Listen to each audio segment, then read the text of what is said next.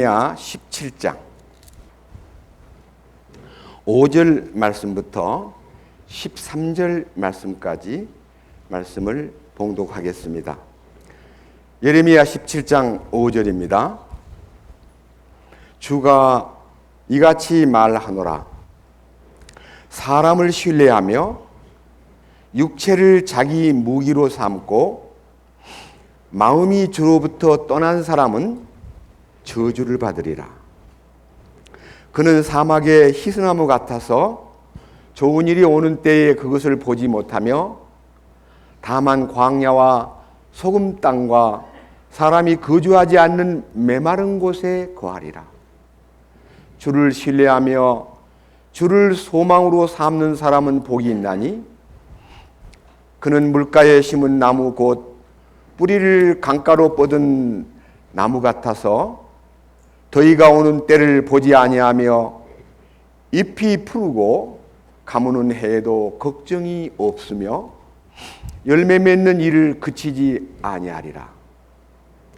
마음은 모든 것보다 거짓되고 극도로 사악하니 누가 그것을 알 수 있으리요. 나 주는 마음을 살피며 속 중심을 시험하여 각 사람의 길들과 그 사람의 행위들의 열매대로 그 사람에게 주느니라. 재물을 모으되 바르게 모으지 아니하는 자는 자고새가 알들을 품되 부화시키지 못하는 것 같아서 그는 자기 날들의 중간에 그것들을 버려둔 채 떠나겠고 끝에는 어리석은 자가 되리라.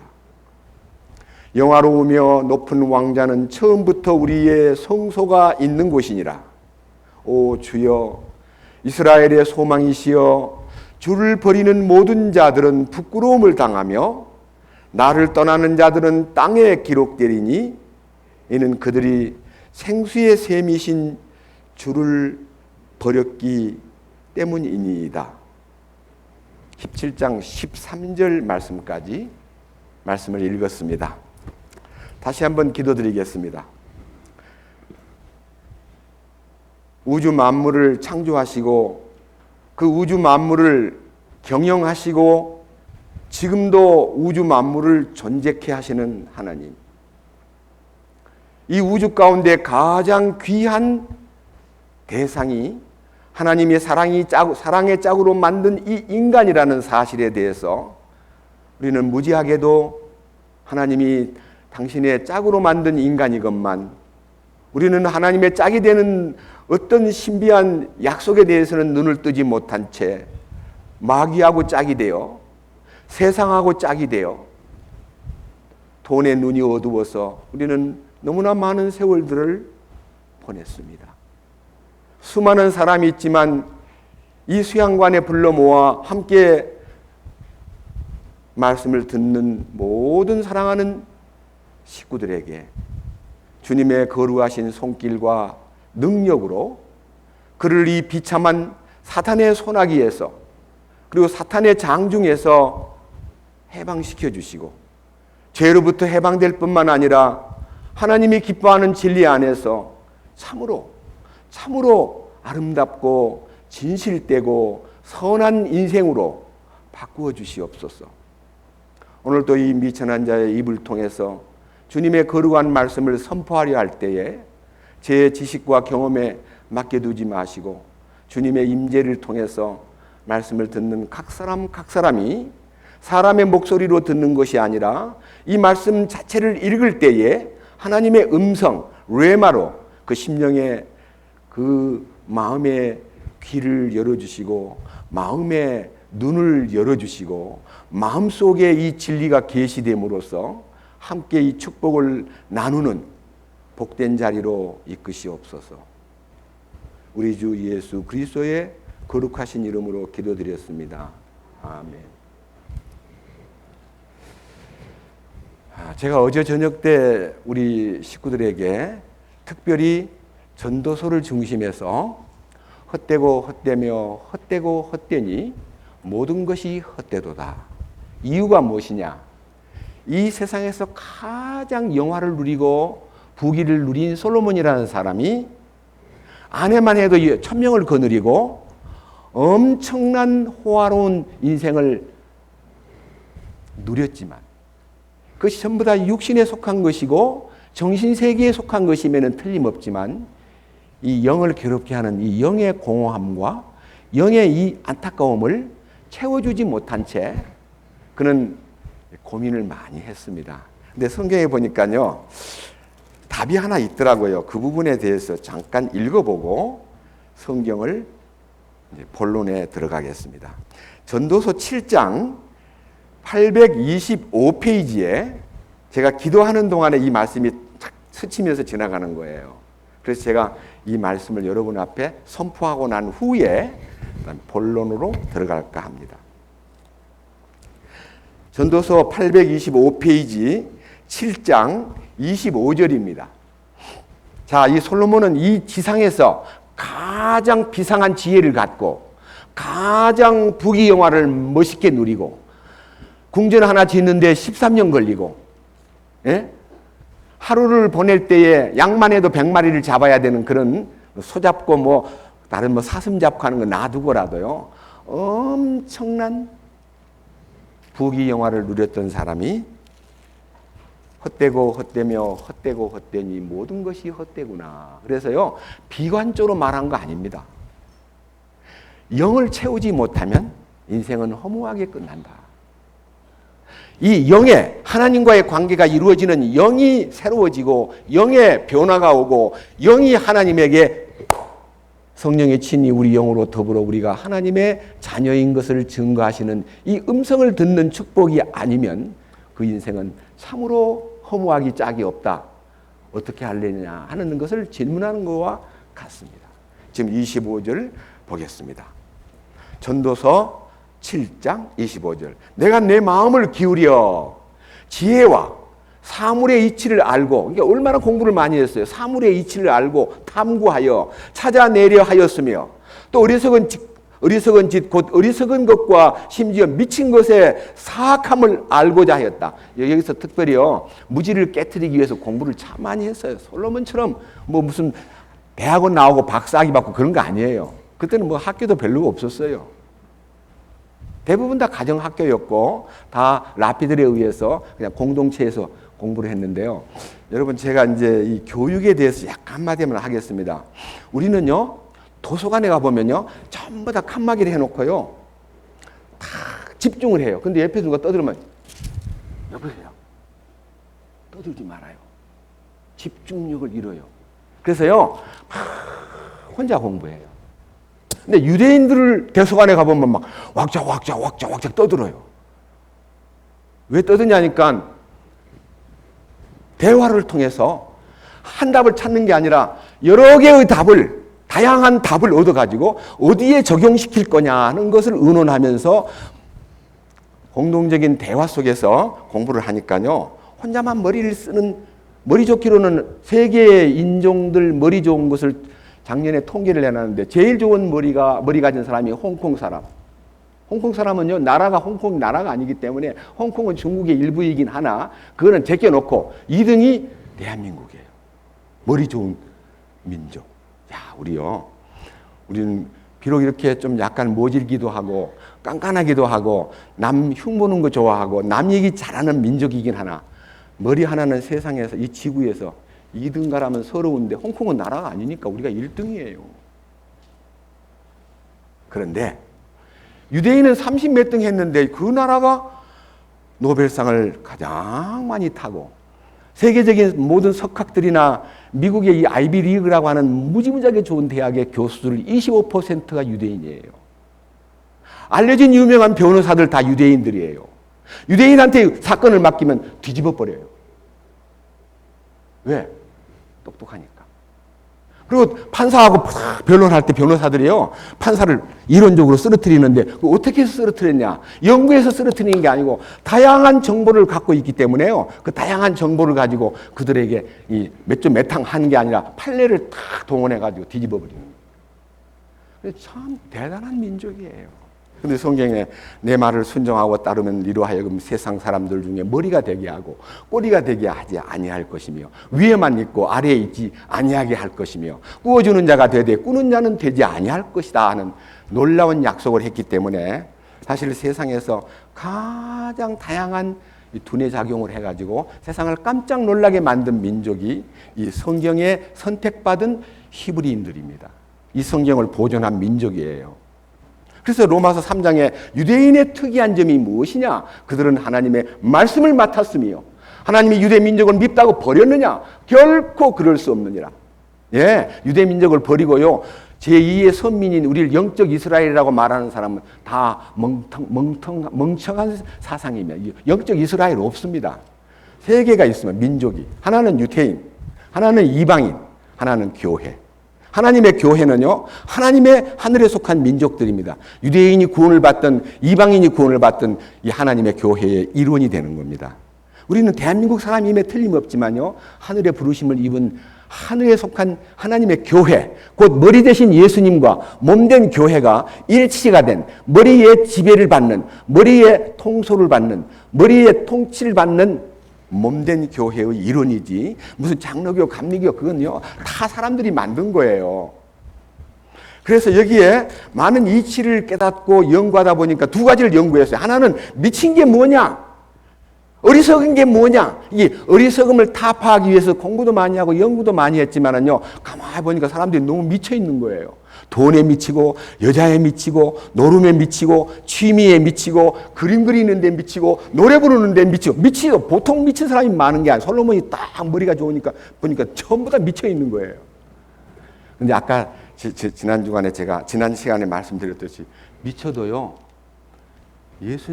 예수님에게 미치면 괜찮아요.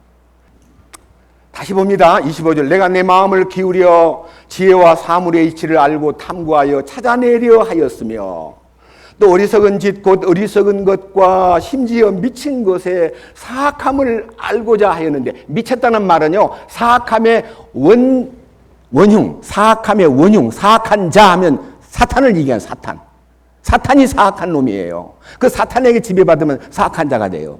그 사악한 자가 대부분 다 미쳐 돌아가요.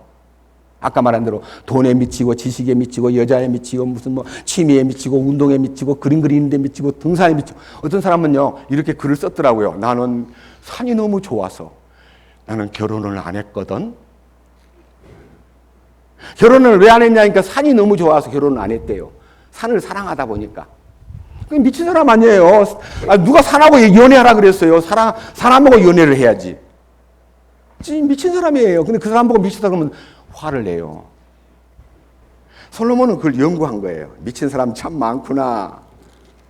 자, 여기 보십시오. 그 다음 26절.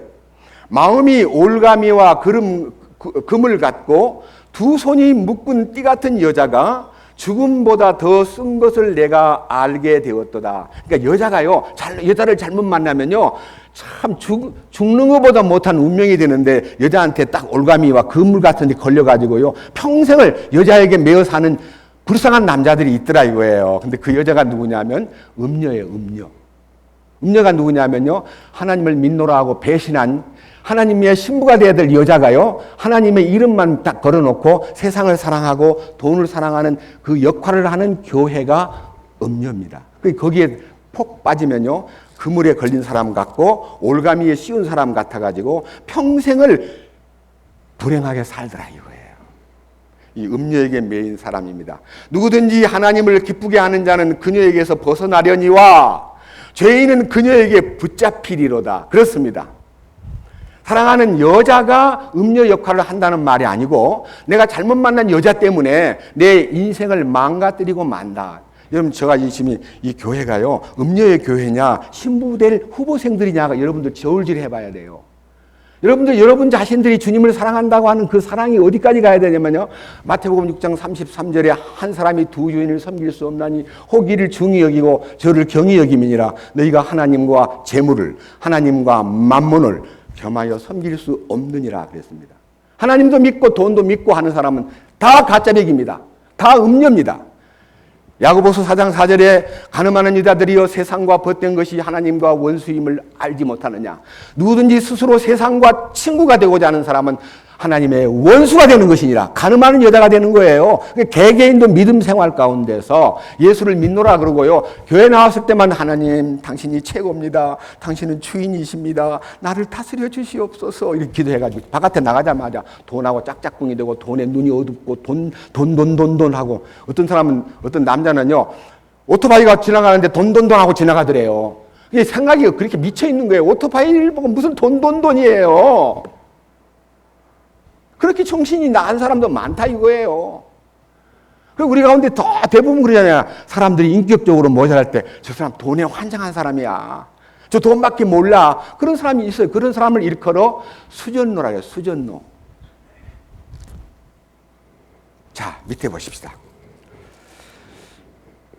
다시 26절 마음이 올가미와 금을 갖고 두 손이 묶은 띠 같은 여자가 죽음보다 더 쓴 것을 내가 알게 되었도다.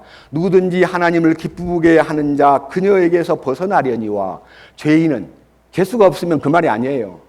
죄인은 하는 말은요 사악한 사탄에게 탁 붙잡히면 그녀에게 붙잡혀가지고 평생을 망하게 한다. 소경이 소경을 인도하면 둘 다 구덩이에 빠지듯이요. 그 운명을 종교 속에다가 맡겨가지고 나는 잘 믿고 있다고 착각하는 사람이 얼마나 많아요.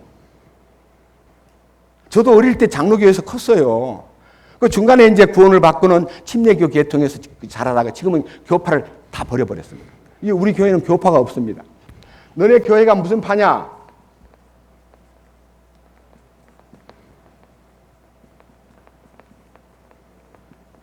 우리 교회 교파입니다. 우리 교파가 뭐라고요? 크게 해보세요. 우리 교파가 오직 예수밖에 없는 교파입니다. 누가 아멘 하셨어요? 다 아멘 해야 되는데. 우리 교파는 예수밖에 없다. 아멘. 우리는요, 이거 교회가 소환한 파가 아니에요. 부끄러워요. 뭐 웨슬레파, 뭐 칼빈파, 뭐 윌리엄 부두 구세금파 다 가짜예요. 예수님 뿐입니다. 그러니까 좋아요, 나빠요? 예수뿐이라니까. 좋잖아요. 예수님 뿐이라고. 자, 그런데 자, 이게 이제 제가 읽은 것 중에서요. 솔로몬이 깨달은 거 하나 딱 선포하겠습니다. 솔로몬이 27절 선포자가 이르되 보라 내가 하나씩 점 찍어가며 전말을 앞에서부터 끝까지를 다 알아내어서 이것을 알게 되었노라. 그러니까요 체크를 해가면서 따져 어디서 근 것이 무엇이며 미친 것이 무엇이며 인생이 사는 것이 무엇이며 왜 살아야 되는가, 돈을 벌어야 되는가, 잘 먹고 잘 살아야 되는가, 궁전을 좋게 지어야 되는가, 여자를 천명 거느리는 것이 행복인가 하고 따져서 나중에 얻어진 결말을 얘기하는데 28절 내 혼이, 그러니까요 혼은 정보와 지식을 먹고 삽니다. 영은 하나님의 말씀을 먹고 살고 육신은 빵을 먹고 삽니다. 그런데 이 혼이 추구하기를 이것도 찾고 있으나 내가 알아내지 못한 것이 이것이다. 내가 한 가지 모르고 있는 것이 하나 있다. 많은 것을 내가 알아가지고 논하고 엄청나게 많은 글을 썼는데요. 세상에서 가장 위대한 작가예요. 통치가이기도 하고. 그리고 여자를 좋아하다 보니까 최고로 유명한 여자에게 미친 사람이에요. 1000명을 거느리는 게 말이나 됩니까? 예. 하루에 한 번씩 만나주면 몇 날 걸려요? 한 번 더 만나면. 몇천 날이요? 999일이 걸리는 거지. 오늘 한 번 만나가지고 1000일이 지나야 되는 거 아니야.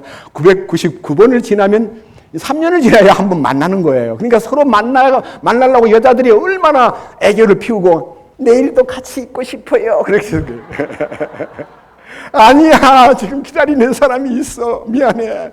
999일 후에 만나. 이게 솔로몬의 생활이었어요. 지금 웃고 대하지만요. 여자들이 얼마나 시샘이 세고 얼마나 질투가 강합니까? 솔로몬이 이렇게 말합니다. 여자를 1000명 거느리고 나서 그 마음속에서 얻은 해답이 이겁니다. 자, 28절. 내 혼이 아직도 찾고 있으나 내가 알아내지 못한 것이 이것이다. 뭐냐?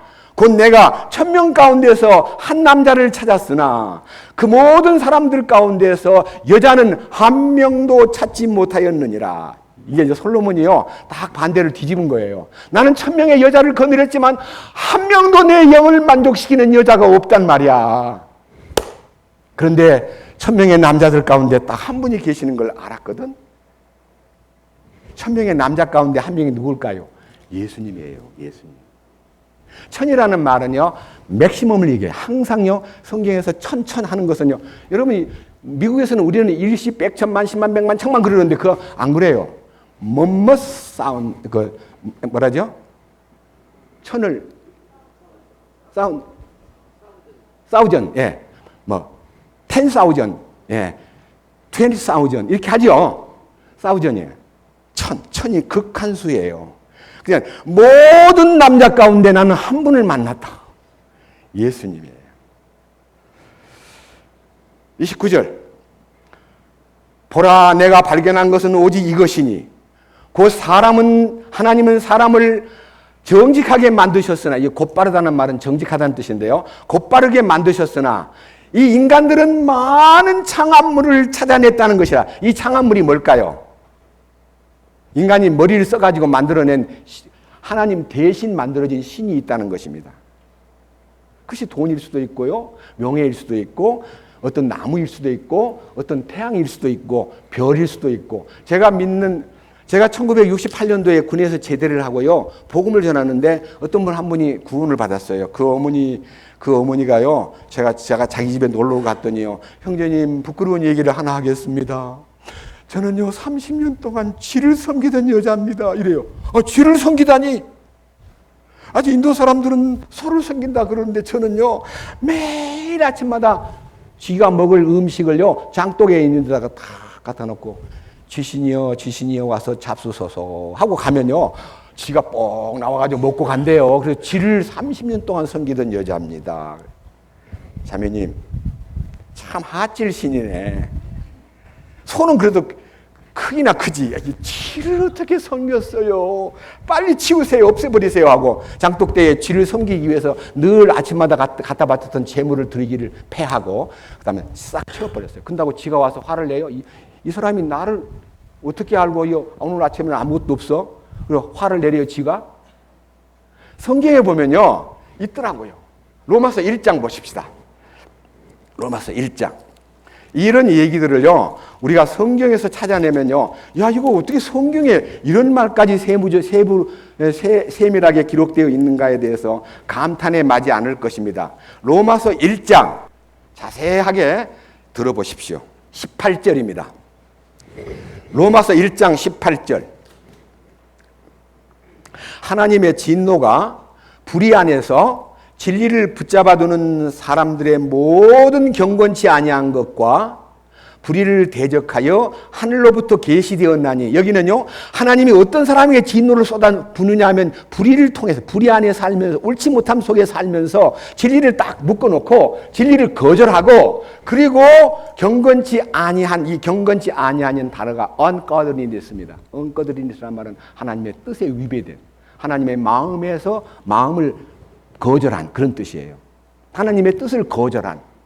경건치 아니하다는 말은요, 하나님의 뜻을 거절하고 불의로 하나님을 대적하는 이런 사람에 대해서 하나님이 벌을 내리기로 결정을 내렸는데, 이는 19절, 이는 하나님을 알만한 것이 그들 속에 분명히 드러나 있기 때문이라. 하나님께서 그것을 세상 사람들에게 다 보여주셨느니라. 제가 지금 이틀 동안 여러분 4번에 걸쳐서 설교를 하면서 창조자 하나님께서는 지금도 우주를 운영하고 계시고, 여기 있는 바깥에 나가가지고 저 푸른 풀만 봐도, 떼약볕에 여름만 봐도 하나님 살아계신 것을 알려주고 있는 거예요. 이제 조금 있으면 가을이 되면 열매가 막 엽니다. 그것도 하나님이 살아계신다는 증거예요. 왜? 그분이 직접 가꾸고 계시니까.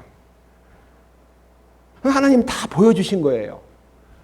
그리고 멀리 안 가도 돼요. 자기 몸만 깊이 들여다봐도요, 이 신기한 눈, 참 예민한 귀, 그리고 이 호흡을 하는 코, 음식을 씹어먹는 입, 야, 그리고 속에서 심장이 뛰는 소리, 이게 다 하나님이 나를 생명과 호흡과 만물을 주시는 자라는 것을 느끼고, 하나님을 힘입어 존재하고 하나님을 힘입어 유지하고 있다는 것을 안다면 무지하게 하나님을 그냥 함부로 논한다는 것이 얼마나 부끄러운 일인가를 이번 기간 동안에 꼭 발견하셔야만 됩니다. 이 보십시오. 자, 20절. 그는 예수 그리스도 그분은 보이지 않지만 그분의 영원하신 권능과 신격, 우리 사람은 인격이고 하나님은 신격입니다. 신격이란 말은 전능하심과 전지하심과 사랑이 많으심과 온유하심과 긍휼이 풍성하심과 평화로우심과 전부 다 하나님의 신격입니다. 그 하나님의 신격은 세상이 창조된 이후로부터 분명히 철철 세상에 넘치고 있고 만들어진 것들을 통해서 깨달아 알 수 있도록 다 해놨기 때문에 그러므로 인간들은 변명할 여지가 없다. 성경을 안 봤다고 모르는 게 아니고요. 하나님이 딱 심판대 앞에 와서 너 나 왜 몰랐니? 그러니까요. 아무도 안 가르쳐 줍니다. 너 개미를 보고도 배울 수 있어. 개미. 어리석은 자들아 개미에게로 가서 그 하는 것을 보고 지혜를 얻어라. 그래서 프랜시스 베이컨은요. 인생을 세 가지로 구분했는데 저는 그 선생님의 얘기를 우리 선생님이 고등학교 1학년 때 해준 말인데 지금까지 안 잊어버려요. 고등학교 1학년 때 선생님이 들려준 얘기입니다. 사람이 세 가지 종류의 사람이 있는데 그 세 가지 종류의 사람 중에 제일 먼저 제일 으뜸인 제일 포션이 많은 부분을 차지하는 사람이 개미 같은 인간. 개미 같은 인간. 두 번째는요. 거미 같은 인간. 세 번째는 프랜시스 베이컨이 한 말이에요. 꿀벌 같은 인간. 이렇게 세 가지로 인간을 구분해 놨어요. 제가 얘기해 볼게요. 개미는 있으나 마나한 인간이에요. 거미는 있어서는 안 될 인간이에요. 꿀벌은 꼭 필요한 인간이에요. 자, 개미는 얼마나 부지런해요. 근데 모든 먹이를 모아다가 누구만 위해요? 자기밖에. 자기밖에는 딴 것들이 들어와서 먹지를 못해요. 개미는 자기 것만 쌓아놓고요. 아주 철저한 이기주의적 인간입니다. 자기밖에 모르는 거야. 남을 전혀 배려 안 해요. 이 가운데도요. 열심히 살면서 개미 같은 인생을 살았는데 포션이 베이컨의 얘기를 빌리면요. 80%가 그런 인간으로 구성되어 있다 그랬습니다. 이 거미는 뭐 하는 인간이냐? 처막 끝에나 음침한 데다가 거미줄을 딱 쳐놓고요. 딱 기다리고 있어요. 탁 나비가 걸리면 쫓아가가지고 여기 이 똥구멍에서 줄을 빼가지고 짱짱짱 감아가지고 한쪽에다 몰아놓고 또 기다려요. 대단해. 이건 깡패나 도둑놈이에요. 강도. 그것이 인간 가운데 전적으로 아주 약탈하고 남을 손해를 끼쳐가지고 자기 이익을 추구하는 열심히 해가지고 자기만 위하는 거는 죄를 짓는 건 아니에요. 근데요, 이거 아주 악질적인 이익을 추구하는 사람입니다. 남을 해코지 해가지고 자기를 배채우는 사람. 이 사람이 10%쯤 된대요. 그러니까 없어야 할 인간이 지구 안에는 10% 해도 지금 75억 인구인데요. 10%면 몇 명이에요? 7억 명이 넘잖아요. 아니, 7억 맞습니까? 10%? 7,500만 명이에요. 75억 중에 10%는 7억 5천 맞죠? 많아요. 그리고 이 꿀벌은요, 아주 부지런해요. 꿀 따러 가가지고 교배도 시켜주고 열매 맺게 해주고 따가지고요 자기 집에다가 다 보관했는데 사람들이 가가지고 막 뜯어내도요 어떤 놈이 훔쳐갔지? 그렇게 성질내지 않고요 또 집을 지어가지고 또 갖다가 넣어주고요 양봉업자들은요 벌이 잠깐 나간 사이에 그 다 원심 불리게 돌려서 꿀을 다 빼내고요 딱 넣어주고 나면요 아 비었네 하고 또 채워요. 부지런히. 겨울에는요 꿀을 다 따버리고 설탕을 넣어줘도 원망 안 하고 우리 주인 나쁜 놈이야. 우리 거 다 뺏어가고 이 못 먹을 설탕을 넣어주지 않아 하고 비난하지 않고요. 꾸준히 일을 하면서도 여왕벌을 섬기는 여왕벌은 주님 섬기는 모습이에요. 이게 전적으로 이타주의적인 인간이면서도 참으로 희생정신이 강하고 이 꿀벌의 삶은 소위 말하는 이게 단어가 뭐예요? 너도 잘 되고 나도 잘 되고 너도 좋고 나도 좋고 하는 삶의 공동체 의식이 있는 삶을 그것도 10%밖에 안 된대요. 여기 계신 여러분들이요, 꿀벌 같은 인생이 되기 위해서 여기 오신 거예요. 제 얘기가 틀린 것 같아요? 고등학교 1학년 때 들은 얘기를요, 지금까지 기억할 정도면 제 속에 주님, 꿀벌 같은 사람이 되게 해주세요. 난 꿀벌같이 되고 싶어요. 그렇게 기도하면서 성장했습니다. 그래서 성경을 많이 본 거예요.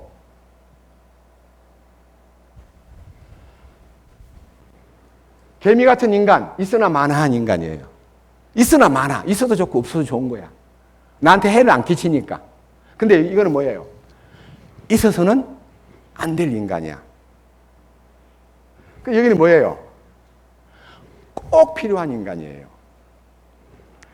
여기 계신 여러분들이 이 간단한 비유를요, 나도 지금까지 개미처럼 살았지만, 아니야, 나는 거미처럼은 안 될 것이고 꿀벌처럼 살아야 되겠다는 정신을 가지면요, 베풀 줄도 알고 희생할 줄도 알고. 그래서 제가요, 꿀벌 하는 이 양봉업자한테다가 이걸 알기 때문에요, 왜 산속으로 옮겼어요? 그러더니 지금 미론지가요, 여기 옆에 있어야 이 벌들이 수명이 길어요. 집에다가 그냥 놔두면요, 이게 막 멀리 꿀벌이 날아가가지고 꿀을 따가지고 이제 집에 오면 너무 멀면요, 집에 문 앞에 와서 탁 쓰러진대요. 너무 힘이 드니까. 그래가지고 기절할 정도로 쓰러져 있다가요, 한참 있으면 깨어나가지고 들어가서 꿀을 따서 집에다 넣어놓고 또 나오는데, 이거 수명이 너무 짧아지니까 미론지 근방으로 아카시아 꽃이 필 때는 아카시아 꿀 나무 있는 단지에다가 갖다 놓으면 가까우니까 금방 꿀도 차고, 꿀벌들도 덜 고생을 시키니까 양봉가들이 미론지를 찾아서 꿀통을 갖고 간다 그래요. 그렇게 충성스러워요. 그 다음에 멀기 때문에 이런 생각을 해요. 아이고, 너무 멀어서 못 가. 얘들아, 가지 말자. 어떡할 거냐? 굶어 죽어야지. 그러질 않아요. 끝까지 여왕벌을 섬기기 위해서요, 로얄 소위 말 제리를 만들고, 자기들은 자기들이 먹을 거를 싸놨는데 누가 딱 따가버리면 비었네 하고 또 채우고, 이렇게요 성실하기 그지없는 꿀벌 정신이 우리 신앙인의 정신이 돼야 되고, 제가 은혜로 이기는 자의 대열에 섰기 때문에 저 혼자 만끽하지 않고 여러분들도 이기는 자의 대열로 초대하기 위해서 윈윈 게임을 하기 위해서, 제로섬 게임이 아닙니다. 남을 쓰러뜨려야만 이기는 자가 되는 거 아닙니다. 내가 마귀를 쓰러뜨리고 세상을 쓰러뜨리는 게 아닙니다. 주님의 능력으로 그것을 맡겨가지고 이기는 자가 되는 거지, 내가 무슨 힘이 있다고 이기는 자가 됩니까? 주님이 주신 성령으로 이기는 자가 되는 축복을 여러분들도 함께 공유할 수 있도록 알려드리기 위해서 이렇게 제가 심혈을 기울여서 말씀을 드리는 것입니다. 1000명의 여자를 만났지만 하나도 내 마음을 만족시키고 내 영을 만족시킨 여자가 없었다. 그런데 내가 나중에 눈을 뜨고 보니까 이 1000명의 남자 가운데 한 분을 찾았는데 그분이 예수님이다, 그런 뜻이에요. 예수님 한 분만 인생을 만족시킬 수 있습니다. 부탁합니다.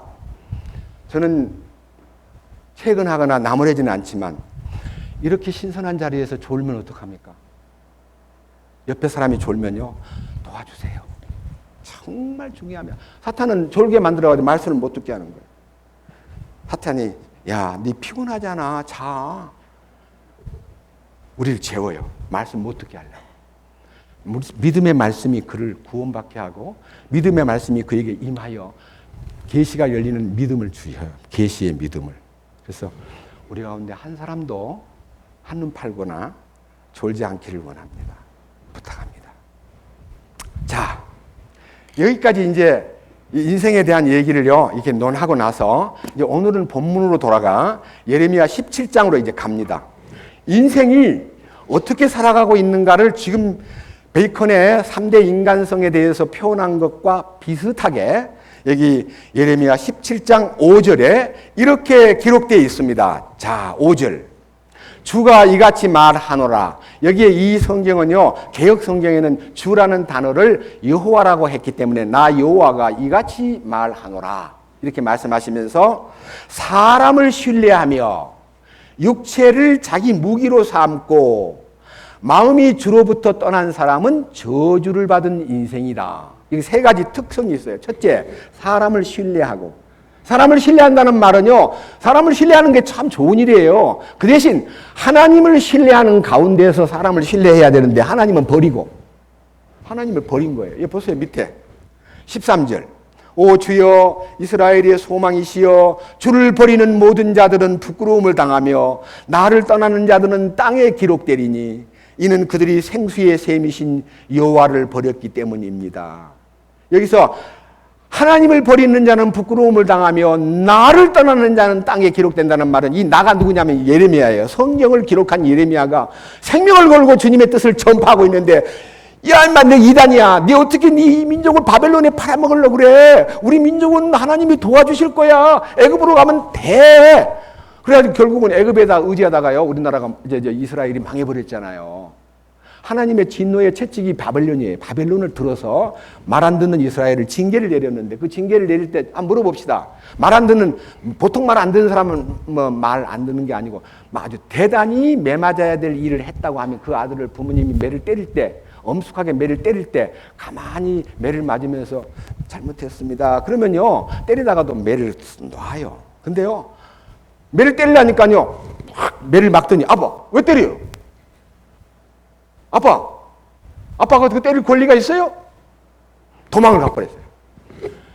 그럼 그 도망가는 아들을 그 아버지가 가만히 놔둡니까? 너, 인간적인 말, 너 집에 들어오면 죽을 줄 알아. 그렇잖아요. 부모가 자식을 죽이는 일은 없지만요, 말 안 듣는 놈 매 맞으려야 될 순간에 매를 순순히 맞으면 용서가 되는데, 도망을 가버리면요 더 큰 매를 때리게 돼 있다 이 말. 다시는 들어오지 마 이놈아. 집 밖으로 내보내는 것이 부모가 자식을 교육하기 위한 극한 처방이듯이, 하나님은 이스라엘 민족을 이스라엘 땅에서 전부 다 붙잡혀서 바벨론의 포로가 돼 가게 했습니다. 왜? 예레미야 말을 믿지 않았기 때문에.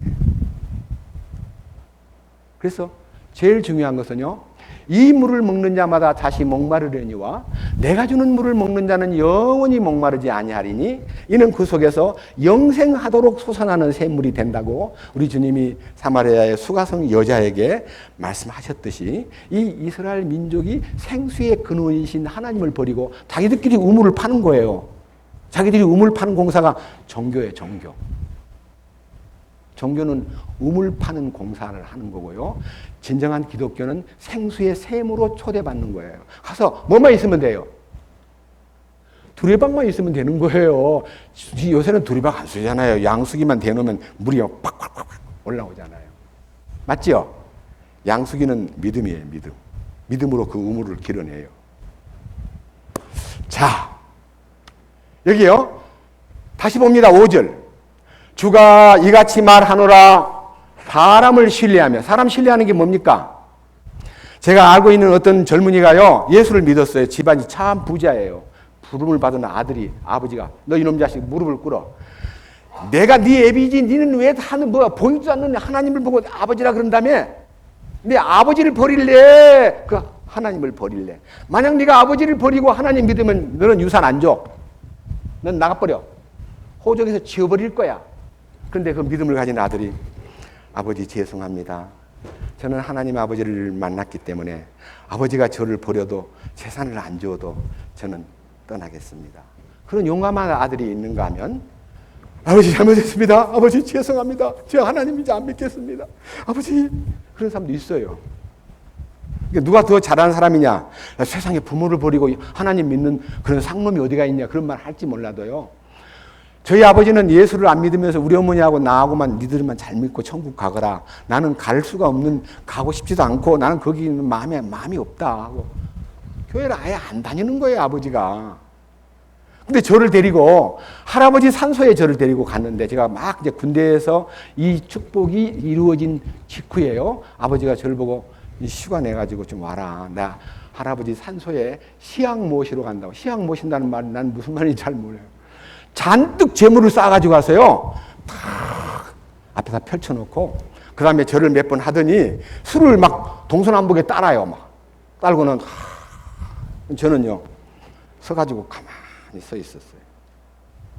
그런데요, 제사를 다 지내고 난 다음에 싸가지고 왔던 보따리에다가요 사과하고 뭐 그 재물을 다시 챙기는 거예요. 그래서 아버지, 할아버지 드시라고 갖고 와놓고 왜 도로 싸가요? 그랬더니 죽은 사람이 어떻게 먹는데? 이거 놓고 가면 짐승들이 와가지고 해코지 할지도 모르고 이걸 싸가지 가야 되는 거야. 그럼 뭐하러 싸가지 왔어요? 그래도 그게 제사법이야. 술을 싸가지고 가는데 제가 또 물었어요. 아버지, 무덤에다 이렇게 술잔을 따랐는데 그 무덤에 있는 시체가 술을 마셔요. 그게 아니고 그것이 하나의 예법이야. 산에서 내려오면서 말했습니다. 아버지, 제 얘기 들어보십시오. 제가 장남이죠. 저는 아버지 무덤에 가서 이런 행위 안 할 겁니다. 아버지 무덤에 가서 절도 안 할 거고 제물도 안 차릴 거고, 아버지 살았을 때 효자 노릇 할 테니까 살았을 때 제가 죽은 다음에 돼지 잡아가지고요 사람들한테 주는 것보다는 살았을 때 닭 잡아가지고 아버지 기쁘게 해드릴게요. 아버지, 저는 제사 안 지냅니다. 아버지는 하나님이 없다 그러는데 하나님을 없다는 게 뭘로 증명합니까? 없다는 거 한번 증명해 보세요. 있다는 거 증명할 테니까. 제가 이랬어요. 아버지, 저를 보세요, 아버지. 그랬더니 잠깐 서가지고 있다가 아버지 앉읍시다 하고 앉았습니다. 아버지, 제 얘기 들어보십시오. 아버지가 가난해가지고 저를 중학교 2학년 다니다가 중퇴하게 만들고 제가 갈 곳이 없어가지고 혼자 집을 떠나서 고학 생활을 8년이나 했습니다. 중학교 2학년 때부터 자유당 말기에. 이렇게 탁 나타나가지고, 아버지, 내가 아버지한테 원망 안 하고 아버지 저한테 뭐 해줬어요? 아버지 나를 길렀어요. 학비를 대줬어요. 학교를 보냈어요. 아버지는 나쁜 아버지예요 하고 공격할 수 있는데, 나는 하나님을 믿고 거듭나고 보니까 우리 아버지가 너무 사랑스럽고 불쌍해가지고, 아버지 예수 믿어야 돼요. 하나님이 이렇게 아버지 대신 나를 보호해 줬는데 아버지는 아버지 노릇을 많이 못했잖아요. 그렇지만 저는 자식 노릇 하고 싶어요. 제발 아버지, 제가 믿는 하나님을 믿어야 돼요. 안 믿으면 아버지하고는 영원히 이별될지도 몰라요. 아버지, 제가 효자가 되겠습니다. 그렇게 보니까 손을 푹 잡더니, 그래, 나도 믿어볼게. 아버지가 믿어볼게 그래가지고요 그 해에 수양관에 데려갔는데, 잘 아는 이창범이라는 형제님이 저보다 나이가 한 2살 더 위인데요. 형제님, 우리 아버지가 이번 참석했는데 도와주세요. 일주일 동안 맡아서 좀 해주세요. 그래서 첫날부터요 맡아가지고 시간 나는 대로 상담하고 또 얘기해주고 또 들려주고, 나중에 수양회 때 구원을 탁 받는 거예요. 그래 우리 아버지가 변화돼가지고 새 사람이 된 후에 세상을 떠나셨습니다. 저는 우리 아버지한테 잘해준 건 별로 없지만 진짜 하늘나라의 백성이 되게 하는 중매 역할을 했기 때문에 저는 후회함이 없습니다. 왜? 만날 수 있으니까. 희망이 있습니다. 저 이거 실제입니다.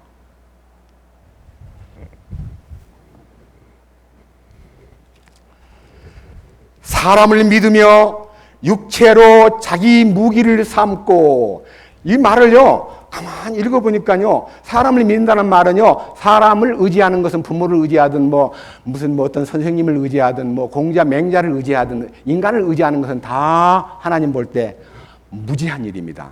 하나님을 진정으로 의지하고 난 후에 사람을 믿어야지, 사람만 믿으면 그는 망하는 겁니다. 저주를 받은 인생이 되는 거예요. 그 다음에 권력으로 육체로 자기 무기를 삼고라는 단어를요 가만히 이제 다른 성경을 보니까요, 권력으로 자기 무기를 삼고, 이게 힘 있다고 그 힘을 믿는 것이 대부분 다 지위나 명예나 돈이나 어떤 아버지의 특별한 백그라운드를 이용해 가지고요 자기가 대단한 사람인 것처럼 착각하는 사람들이 우리 주변에 얼마나 많습니까? 그러니까 사람을 믿고 육체를 신뢰하고, 그 다음에 마음이 어때요? 마음이 하나님에게로부터 떠난 사람. 예. 오늘 여기 오시기까지 자기 마음속에 하나님을 한 번도 헤아려 보지 않고, 자기 마음속에 자기가 하나님처럼 모든 결정권을 갖고, 자기 주변에 있는 사람들 틈에서 잘난 척하고. 우리요 솔직히 말해서 잘난 척 하는 거예요, 안 하는 거예요? 저도 해봤거든요, 잘난 척. 왜? 안 뒤지기 위해서요 항상 노력을 해왔기 때문에 말은 안 해도요, 잘난 척하네, 네가 잘났으면 얼마나 잘났어, 그렇게 하면서 깔보는 눈초리로요 세상을 살았습니다. 그랬는데 예수님의 그 높으신 분 앞에 딱 서니까요, 제가 얼마나 못난 놈이고 얼마나 이중인격자고 얼마나 비천한 자인가를 알게 되니까요, 사람한테 교만을 떨거나 잘난 척할 수가 없더라고요. 2000년 7월 달 9일부터 제 인생이 완전히 그런 교만과 위선에서 벗어나는 기적을 체험한 날이 있은 이후 지금 20년 동안 비록 후반기지만 하나님 뜻을 따라 살고자 하는 마음이 커졌습니다. 자, 그런데 사람을 믿으며 권력으로 배후를 삼고 하나님을 떠난 사람은 저주를 받는데 그 저주가 어떤 저주냐면 죽은 다음에 지옥 간다 그런 얘기가 아니에요. 그 다음 보세요. 참 희한한 말씀이 있습니다. 자, 6절. 그는 사막의 히스나무 같아서, 그러니까 히스나무 그러면요, 여러분들은 뭐 생각도 못하고, 이 무슨 나무야? 뭐야, 이게? 그래서 제가 이제 영어 성경하고 이제 한글 성경하고 천주교 성경하고 여기 다 뒤져보니까요, 개역 성경에는 떨기나무라고 번역을 했고, 다른 성경에서는 가시덤불이라고 번역을 했고, 캐톨릭 성경에는 덤불이라고 설명했는데, 주로 이제 사막지대예요. 막 이렇게, 이거는 뭐, 찔레꽃도 아니고 하여튼요 가시가 막 얽혀져 있는요 그런 히스나무가 가시덤불이에요. 자, 여기는 가시나무 같은 것이, 여러분 가시덤불은 목재에도 못 쓰고 뭐밖에 못 써요? 땔감밖에 못 써요. 땔감. 불쏘시개밖에 안 돼요. 그런 운명이다.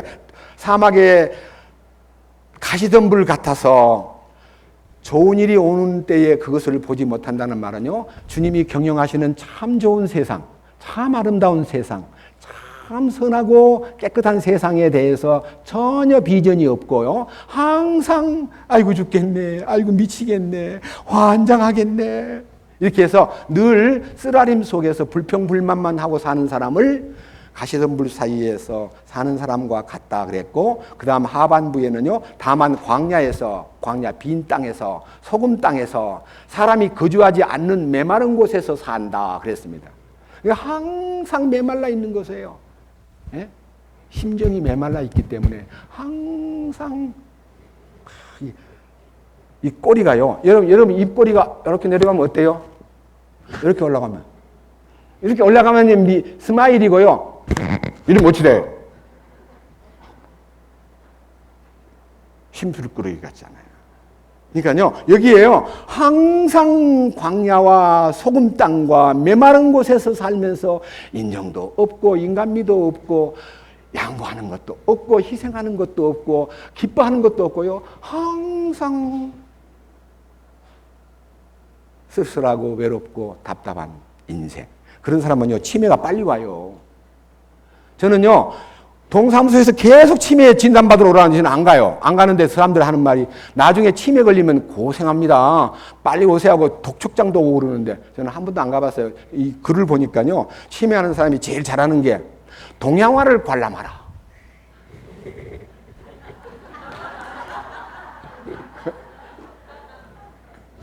저는 화토를 하나도 안 만져도요, 치매 올 일이 없어요. 왜? 말씀 안에 있기 때문에. 자, 보세요. 참 재밌는 얘기가 있습니다. 7절.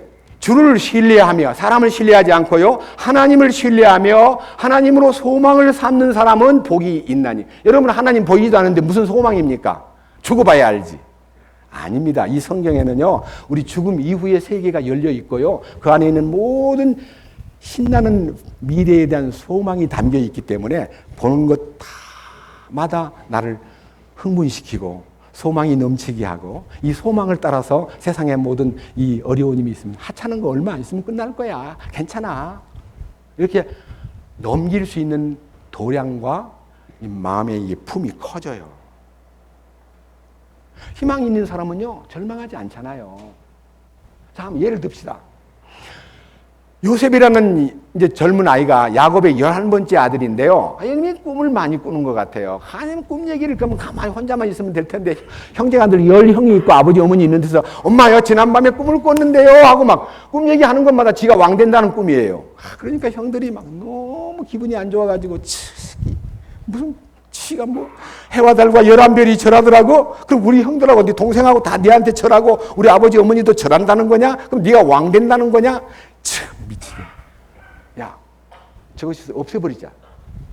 형들이 요셉이를 없애버기로 결정을 내렸는데 아버지는 들에 양을 치러 보낼 때도 형들만 보내고요. 막내는 집에 있게 하고 11번째 아들은요. 옷도 특별하게 입혀가지고 이 스페셜리스트로 만든 거예요. 형들이 막 옷 입는 것마다 미워 죽게. 옷이 특별한 게 뭡니까? 그리스도를 옷 입으면 특별하게 보이는 거예요. 그 대신 미움을 받아요. 나는 그리스도 이 양복을 입고 있는 것 같으나 예수 그리스도를 옷 입은 사람입니다. 자, 이제 아버지가 어느 날, 야, 너희 형들이 지금 저기 양을 몰고 갔는데 그 형들이 잘 계시는지 양떼들은 잘 보존되고 있는지 좀 알아보고 오너라. 야, 먹을 거 좀 싸가지고 와서 형들한테 주고 형들한테 안부를 묻고 그리고 오너라고 신부름 보냈는데 그 신부름 보낸 요셉이가 형들이 있는 들판에 도단성에 이르렀을 때 형들이 요셉이 저 아래에서 형, 야, 저 꿈쟁이가 온다. 저 꿈쟁이를 죽여버리자. 합의가 됐어요. 10명이. 죽일 방법을요. 칼로 찔러 죽이면 살인이니까요. 조사를 하다 보니까 우물이 하나 있는데 물이 없는 깊은 웅덩이가 하나 있는 거예요. 합의가 됐어요. 저기다 집어넣어 버리자고. 그래가지고 이제 음식 싸가지고 온 그 음식을 나눠 먹으면서 요셉이를 줄로 묶어가지고요. 웅덩이에다 푹 던지면요. 떨어지면서 죽을까봐요. 밑에서 그냥 굶어 죽으라고 줄 매가지고 요셉이를 밑없는 저 밑에 물 없는 구덩이에 던져놨어요. 그리고 이제 맛있게 뭐를 먹고 있는데 큰형 르벤은요. 사고를 쳤기 때문에 아버지한테 불효한 행위가 있었어요. 첩인 실바를 건드려가지고 못된 짓을 했기 때문에 장자권을 잃어버렸어요. 근데 이 명예를 얻기 위해서 요셉이를 내가 따라와서 건져내야지. 그래서 아버지한테 점수를 얻어야지. 이렇게 생각하고 있는데 잠깐 음식 먹고 있는 사이에 딴 일 보러 간 사이에 장사꾼들이 캐러반들이 지나가는 거예요. 그러니까요, 유다라는 머리 좋은 친구가, 야, 그렇게 내버려두고 죽여버리느니 팔아버리면, 저 멀리 이집트로 그냥 멀리 귀양 보내버리면 못 돌아오잖아. 그러니까 팔아먹자. 주저한테 물어보니까 돈을 준대. 그 당시 노예값이 은 30냥이에요. 근데 20냥으로 디스카운트 해가지고 20냥에 팔았어요. 그러니까 요셉에는 막 끄집어내기를 살려줄 줄 알았더니, 팔아먹어버리니까 뭐 얼마나 답답했겠어요. 형들 왜 그래요? 막 끌려가면서 형들. 그러나 원망하거나 욕하거나 절망하지 않고 속에는 하나님이 준 꿈이 있기 때문에요. 순수히 끌려갔습니다. 근데 끌려갔는데 재수가 없어서가 아니라 재수가 있게도요. 애굽왕 파라오의 호위대장, 그러니까요. 우리 같으면 이제 경호대장 보디발 장군 집에 팔려갔어요. 그때가 17살 때입니다. 이스라엘도 20살 이상이 돼야 군대를 보내고 성년자로 취급해서 물론 13살 때부터 성년식을 하긴 하지만은요 7년을 더 훈련시켜가지고 20살이 돼야 군대를 보내고 20살이 돼야 나라에 충성할 수 있어요. 요셉이는 팔려갔어요. 그리고 이제 보디발 장군 집에서 노예 생활을 시작했는데요. 너무너무 비상한 거예요. 하나님이 함께해 주신다는 것이 장군 눈에도 보이고요. 그가 하는 것마다 너무 형통하게 잘 돌아가니까 얼마 있다, 나이가 몇 살인지는 모르겠어요. 얼마 안 있다가 보디발 장군이 집에 있는 모든 재정 관리를 이 요셉에게다가 다 맡겼어요. 요셉은 충성되게 일을 잘하고 하나님이 함께 하심으로 그 가정이 점점 잘 되는 거예요. 그런데 경호대장은 왕 곁에 주로 있고 퇴근이 조금 어렵습니다. 왕이 무슨 행사 있으면 집에 못 들어오잖아요. 그 바람에 이 요셉이를 지켜보고 있던 보디발 장군의 아내, 이름은 성경에 없어요. 그 아내가 요셉이를 보니까 너무 잘생겼어요. 그리고 외로운 애야. 고아 같은 애야. 이 얘기를 들어보니까 부모는 있다던데 이 노예 신사가 돼가지고 뭐 이 얘기를 많이 야하고 안 해보니까요. 하여튼 너무너무 빼어나고 어깨가 쫙 벌어져 있고 미남이고 일도 잘하고 머리도 비상하고 하니까요. 거기에 여자가 음심을 품고 요셉에게 접근했어요. 근데 요셉이는 무조건 아닙니다. 그런데 어느 날 집이 다 비워지고요. 하인들은 다 어디 나가버리고 딱 1대1로 남았는데 여자가요. 소위 말하는 강행, 거미같이 대드는 거예요. 거미같이. 와서 그냥 무조건 옷을 벗기는 거예요. 하는 말이 보디발 장군님이 이 집안의 모든 재산은 제게 맡겼고 모든 관리를 저한테 맡겼지만은 사모님은 저한테 맡기지 않았어요. 내가 하나님 앞에 그 죄를 지으면 어떡해요? 아닙니다, 아닙니다 하고 도망을 가버렸어요. 옷을 벗긴대요. 겉옷을 벗기고 자기가 벗은 게 아니라 벗겼는데요. 도망을 쳤어요. 근데 이 보디발 장군의 아내가 참 못된 사람이에요. 겉옷을 딱 보관해 놨다가 남편이 퇴근하니까 여보, 저 히브리 종놈이 아무도 없는 집안에서 내한테 대들다가 옷을 벗고 막 대들길래 내가 소리를 질렀더니 도망을 갔지. 이봐, 옷이요. 나한테 이 겉옷을 벗어놓고 대들다가 내가 소리 지르니까 도망갔어. 보디발 장군은 신문도 하지 않고 요셉이를 탁 묶어가지고 감옥에다 집어넣어버렸어요. 근데 감옥은요, 공용 감옥이 있는가 하면요, 보디발 장군 집 옆에 특수 감옥이 있는데 정부의 요직이나 아니면 특수한 사람만 넣는 감옥에다가 요셉이를 넣었어요.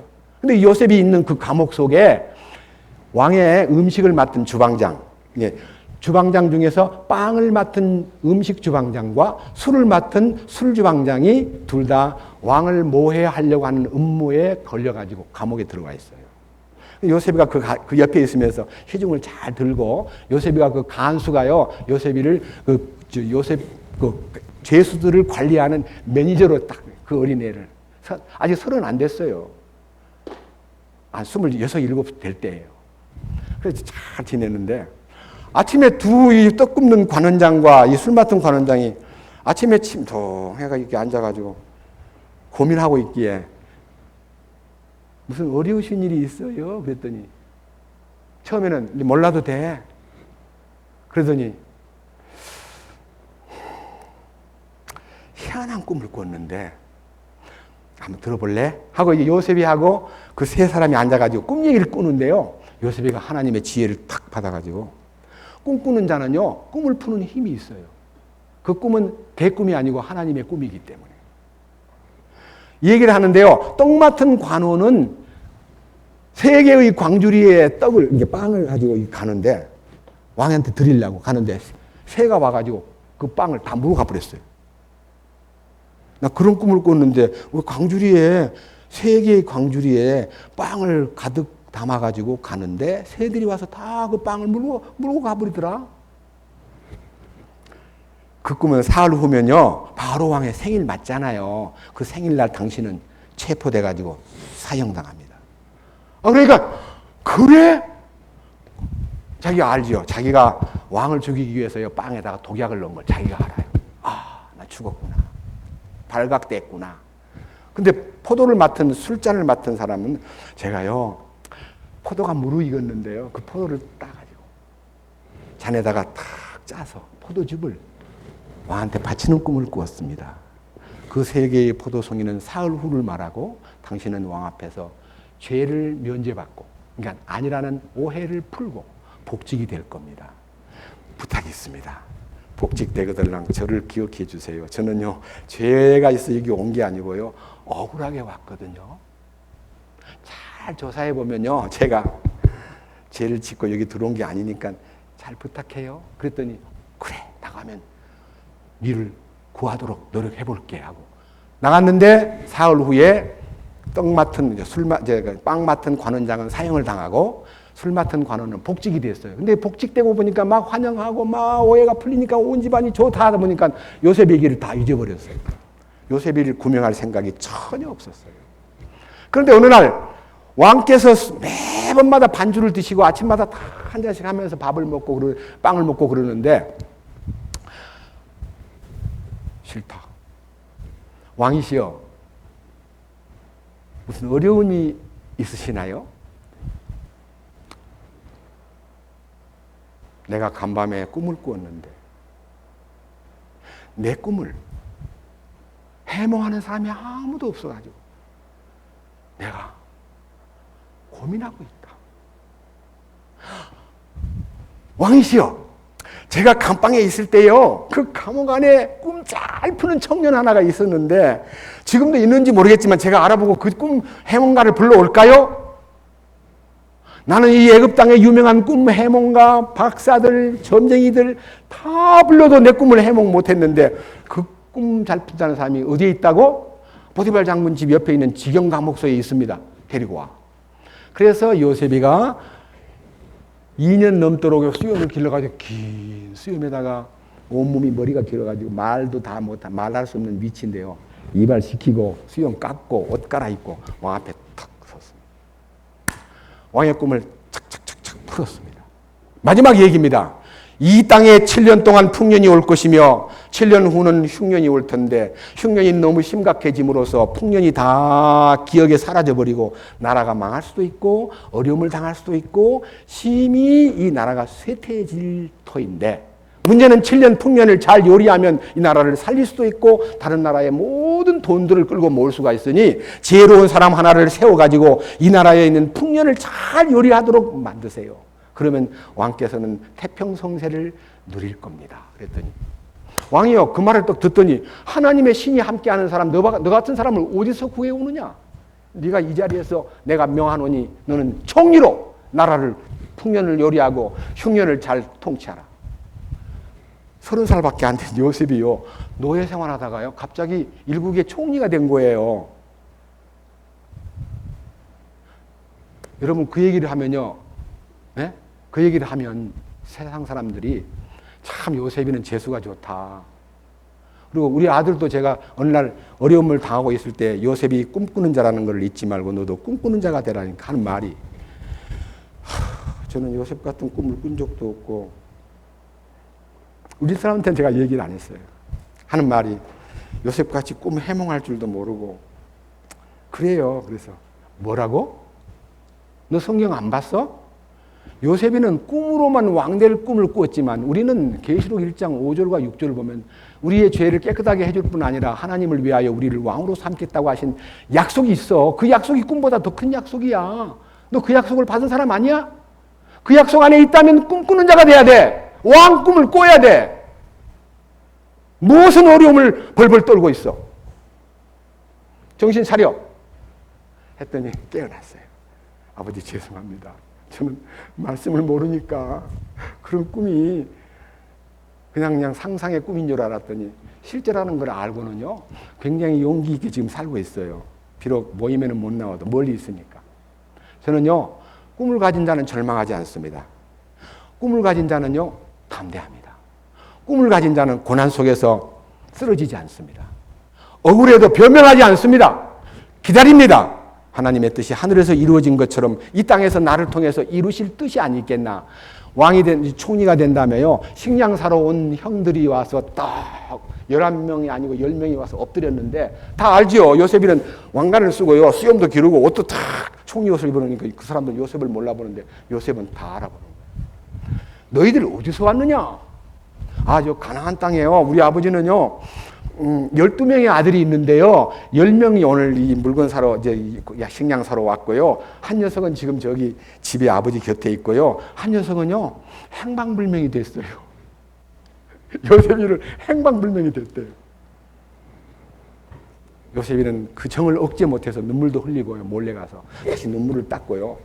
그 대신 너네들이 스파이가 아니고 참으로 참된 한 가족의 아들이라면 그 막내 동생 베냐민을 데리고 내 앞에 대동을 시키면 내가 너희를 믿겠다. 그 대신 한 사람 너 시몬이라는 요셉을 팔아먹을 때 가장 앞장섰던 형을요 감옥에다 딱 넣어놓고 돌아올 때까지 감옥에 있어. 그리고 너 9명이 가서 막내 동생 베냐민을 데리고 와. 끝내는 자 데리고 왔어요. 그래서 나중에 만나고 시몬도 풀리고 그 다음 거기서 요셉이가 자기를 지은 거예요. 복권. 여러분, 형, 내가 요셉이요.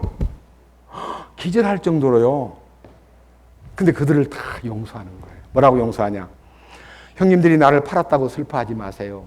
형님들이 나를 팔았기 때문에 하나님께서 나를 사용하여 이 애굽의 총리가 되게 했고 아직도 흉년이 5년이나 남았는데 굶어 죽지 않기 위해서는 다 이주합시다 해서 70명의 식구들을 다 끌고 와가지고 그 가족을 다 구원했잖아요. 그 70명의 가족이 250만 명 정도 될 동안 430년을 이집트에서 나그네 생활을 했어요. 제가 왜 이런 얘기 한 줄 아세요? 꿈을 가진 자는 용서할 줄도 알아요. 형들을 다 용서했어요. 그것은 예수님을 두고 한 말입니다. 예수님은 하나님의 사랑받는 아들입니다. 이 땅에 왔습니다. 인간들은 그를 죽이겠다고 결정을 내렸습니다. 자기 땅에 오매 자기 백성이 영접지 않았다 그랬습니다. 죽였습니다. 죽일 때요, 그냥 죽여주세요 하고 끝나면 좋은데 너무너무 답답한 재판장 빌라도가 손을 대야에다 물 떠다가 씻으면서 이 핏값을, 이 죄 없는 사람 죽인다는데 이 핏값을 누가 맡으랴 했더니 전 군중들이 우리와 우리의 후손에게 그 핏값을 돌리세요. 우리의 후손들이 그 핏값을 담당하겠습니다 해가지고 예수님 죽인 죄값을요 2000년 동안 유대 민족들이 철저하게 받은 것이 지난 시간에 얘기한 신명기 28장 15절 이하에서 68절까지의 유대민족의 고난사, 순환당한 슬픈 얘기들이 꽉 채워져 있습니다. 하나님은 말씀대로 하십니다. 여러분들, 여러분 자신들이 하나님을 소홀히 여기고 사람을 믿고 자식들한테도 애비를 믿어라. 자식이 애비를 믿어요? 제가 재미있는 얘기 하나 할게요.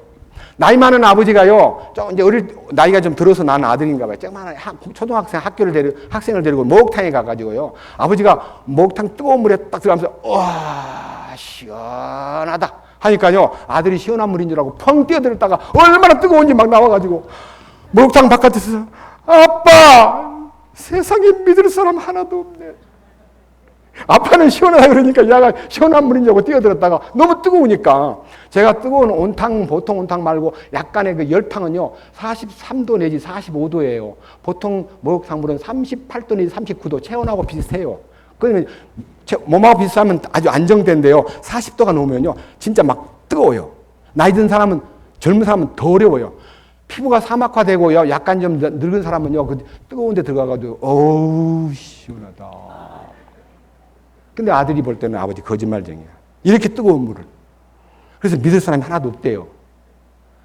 이것이 인생이에요. 그냥 간단한 얘기 같지만요. 아들도 부모를 못 믿어요. 이런 얘기를 합니다. 야, 인마, 왜 이렇게 점수가 나빠? 이게 90점 이상을 먹고 100점을 먹어야지 70점이 뭐야? 그러니까 얘가 한다는 소리가 아빠는 나만 할 때 몇 점 먹었어요. 그러니까 아빠가 더 이상 말을 못 하더래요. 부모님은요, 대리만족, 자기는 못했지만 아들이라도 잘하게 하려고 막 100점 하고 막 무조건 점수를 따지니까요. 그 아들이 아빠는 나만 할 때 몇 점을 맞았어요. 그러니까 아빠가 유구무원이언을 말 못해요. 나는 100점 맞았지. 그래야 될 텐데 100점 맞은 아빠가 아니었거든요. 이게 인생이에요. 다 거짓 속에서 살아요. 속이는 거예요. 그러니까 믿을 사람이 없는 거예요. 근데 진짜 믿을 분은 하나님 한 분, only Jesus입니다. 그분 한 분밖에 믿을 분이 없어요. 여러분 사람 믿지 마세요. 예레미야 17장 8절. 그는 물가에 심은 나무, 곧 뿌리를 강가로 뻗은 나무 같아서 더위가 오는 때를 보지 아니하며 잎이 푸르고 가무는 해에도 걱정이 없으며 열매 맺는 일을 그치지 아니하리라.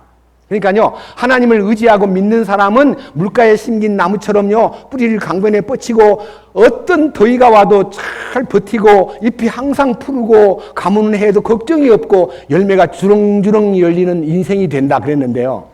여러분, 제가요, 초등학교 5학년 때 우리 우동수 선생님이라는 주일학교 교사님이 성경 암송대회를 준비해. 이번에는 긴 거 아니야. 시편 1편을 외워. 알았지? 일주일 후에 암송대회 나가야 돼. 일주일 만에 시편 1편을 외웠는데 그때는 구약 성경책이 없었기 때문에 찬송가 교동문에 실려있는 시편 제1편 교동문이 1번 교동문이에요. 제가 1번 교동문을 찬송가에서 보고 외웠습니다. 외워볼게요. 5학년 때 외웠던 거. 복 있는 사람은 악인의 꾀를 쫓지 아니하며 죄인의 일에 서지 아니하며 오만한 자의 자리에 앉지 아니하고 오직 여호와의 율법을 즐거워하며 그 율법을 죄로 묵상하는 자로다. 저는 시냇가에 심은 나무가 그 시절을 쫓아 열매를 맺으며 그 잎사귀가 마르지 아니함 같으니 그 행사가 다 형통하리로다. 악인은 그렇지 아니하며 바람에 나는 겨와 같도다. 그러므로 악인이 심판을 견디지 못하며 죄인이 의인의 회중에 들지 못하리로다. 여호와께서 의인의 길은 인정하시나 악의 길은 망하리로다. 잘 외우죠? 5학년 때 외운 거예요. 5학년 때. 아직 이 창고가, 기억 창고가 고장이 안 난 것 같아요. 자, 그랬는데 그걸 어떻게 써먹었냐? 평생 저를 지배한 거예요. 복 있는 사람은 악인의 길, 거만한 자의 행위, 아니야. 오직 여호와의 율법을 즐거워하며 그 율법을 주야로 묵상하는 자로다. 그래, 성경을 봐야 되겠구나. 이 사람은 비컨대 시냇가에 심은 나무가 그 시절을 쫓아 열매를 맺으며 그 잎사귀가 마르지 아니함 같으니 그 행사가 다 형통하리로다. 악인은 그렇지 않으며 바람에 나는 겨와 같도다. 아, 바람에 날리는 겨는 바람 부는 대로 저 구석지 갔다가 저 뜰로 갔다가 저 들로 갔다가, 야, 그런 헤매는 인생이 되지 않기 위해서는 강변에 뿌리를 내린 나무가 되기 위해서는 성경을 읽어야 되겠구나. 초등학교 5학년 때 암송한 성경이 중학교 2학년 때 성경 보게 만들었습니다. 5학년 때 외운 성경 구절이 지금 여러분 앞에 하나도, 토시 하나도 안 틀리고 다 외웠습니다. 어떤 분은 성경 암송한 그거요, 너무 빨리 해가지고 뭔 말인지 모르겠다 그러면 성경책 보세요. 예, 저는 여러분 앞에 시간을 절약하려고 막 그렇게 초스피드로 외웠습니다. 재밌는 얘기 하나 할게요. 고등학교 입학을 하는데 기술학교, 그것도 국립기술학교예요. 옛날에 31사단 건너편에 있는요, 지금이 폴리텍 대학교가 옛날 기술고등학교였습니다. 제가 거기에 입학을 했습니다. 그런데 선생님 면접을 보는데요, 선생님이 딱 저를 보자마자 아주 인자하게 생겼어요. 제가 딱 앉자마자, 선생님 혹시 예수 믿는 분 아니세요? 그랬더니, 너 어떻게 아니? 선생님 모습을 보니까 꼭 예수 믿는 사람 같아요. 그랬더니, 그래, 나 집사다. 니도 교회 다니니? 네, 제가 교회 다니기는 다니는데요, 시편 1편을 너무 좋아하거든요. 제가요, 한번 선생님 앞에서 외워보겠습니다. 그랬더니 선생님 그래래요. 그래서 시편 1편을 금방같이 그렇게 안 외우고요, 복 있는 사람은 악인의 꾀를 쫓지 아니하며 죄인의 길에 서지 아니하며 오만한 자의 자리에 앉지 아니하고 오직 여호와의 율법을 즐거워하는도다. 이 사람은 비컨대 시냇가에 심은 나무가 그 시절을 쫓아 열매를 맺으며 그 잎사귀가 마르지 아니함 같으니 그 행사가 다 형통하리로다 하고 성경을 참 읽었더니요, 면접관이요, 연필로 점수를 매겼는데요, 내가 오기도 전에 점수를 매겨놨더라고요. 제가 근데 몇 점인지 모르죠. 근데요, 연필 뒤에 있는 지우개로 요로 지우더니요, 딱 보니까 이렇게 이상이 아니고 이게 평상이니까 글자 쓰는 게 보여요. 물어보지도 않고 98점을 써주더라고요. 면접시험. 다 80점밖에 안 줘요. 85점, 80점. 그 바람에 제가요, 전교에서 1등 하지 않았어요. 필기도 잘 쳤지만요, 면접 시험을 98점 주는 선생님이 어디가 있어요. 시편 1편 덕에요, 선생님한테 잘 보여가지고 졸업할 때쯤 됐을 때는요, 아니 입학할 때요, 졸업생들 막 이제 입학생 막 모이는데요, 선배들 재학생이 있고 이제 신입생이 있는데 재학생 대표가요 환영사를 하는데 입학생 중에 대표를 뽑았는데 교무실에서 저를 부르는 거예요. 갔더니 네가 대표로 답사를 해라 해서 준 원고 보고요, 답사를 읽었습니다. 그러니까 제가 입학할 때부터요 눈에 뜨이기 시작해요. 그러니까 제가 눈에 뜨이니까 선생님들이 저를 이뻐해요. 그리고 열심히 하니까. 그리고 매일 성경책 보니까 이상한 놈으로 보기는 봤는데 매일 성경을 본다는 소문이 학교에 퍼지기 시작했어요. 저는 여러분에게 말씀드립니다. 시편 1편 5학년 때 외웠던 성경이 내 운명을 바꿨습니다. 행동을 선한 생활, 악인의 꾀를 쫓지 아니하며 죄인의 길에 서지 아니하고 오만한 자의 자리에 앉지 아니하고 하는 말은 참 어려웠는데, 왜냐하면 잘난 척 해야 되니까. 근데 여호와의 율법을 즐거워하며 그 율법을 주야로 묵상하는 자로다 하는 말씀이 성경을 보게 만들었다 이 말입니다. 성경을 읽기 시작하는데 미친 듯이 읽은 거예요. 미친 듯이. 내용도 모르고. 그런데 이 말씀을 드리는 가장 큰 이유는요, 여러분 보고 지금 성경책 많이 보라는 뜻 아닙니다. 성경책을 많이 봐야만 은혜를 받는 게 아니라 참된 마음으로 추구하는 마음으로 말씀을 보면 여기 뭐라고 되어 있어요? 보세요. 8절, 그는 물가에 심은 나무 곧 뿌리를 강가로 뻗은 나무 같아서 더위가 오는 때를 보지 아니하며, 더위가 와도 아무 문제가 없다 이거예요. 잎이 푸르고 가무는 해에도 걱정이 없고 열매 맺는 일을 그치지 아니한다는 것을 말했는데, 이 말을 듣는 사람 가운데 마음이 강팍한 사람은 구절에 퐁 빠져버려요. 구절에 퐁 빠져버리는 거예요. 구절이 뭐예요? 마음은 모든 것보다 거짓되고 극도로 사악하니 누가 그것을 알 수 있으리요. 여기에 극도로 사악하다는 단어를요, 히브리어를 뒤져가지고 이게 도대체 무슨 소리냐 싶었더니 이게 아나쉬 그래가지고 해설을 해놨는데 고칠 수 없는 비참한, 개혁성경에는 부패한, 만물보다, 제가요 개혁성경에서 찾았어요. 지금 이 구절요, 지금 17장 9절에 마음은 모든 것보다 거짓되고 극도로 사악하니 누가 그것을 알 수 있으리요. 이렇게 하는 거를요, 우리가 읽었던 옛날 100년 넘도록요 읽었던 개혁성경, 이는 흠정역 킹제임스 성경인데 개혁성경 이래 되어 있어요. 만물보다 거짓되고 심히 부패한 것은 마음이라 누가 이것을 알리요 마는, 이렇게 되어 있어요. 심히 부패한, 만물보다 심히 부패한 인간의 마음. 천주교 성경을 보니까요 아주 더 디테일하게 되어 있어요. 한번 읽어볼게요. 사람의 마음은 만물보다 더 교활하여 치유될 가망이 없으니 누가 그 마음을 알리요. 이렇게 되어 있어요. 사람의 마음은 만물보다 더 교활하여 치유될 가망이 없는 사람이다, 그 말입니다. 이 말이 맞아요. 지금 우리 가운데 지금 치유될 수 없는 이 멍든 죄악된 마음을 갖고 사는 분들이 꽤 많이 있습니다.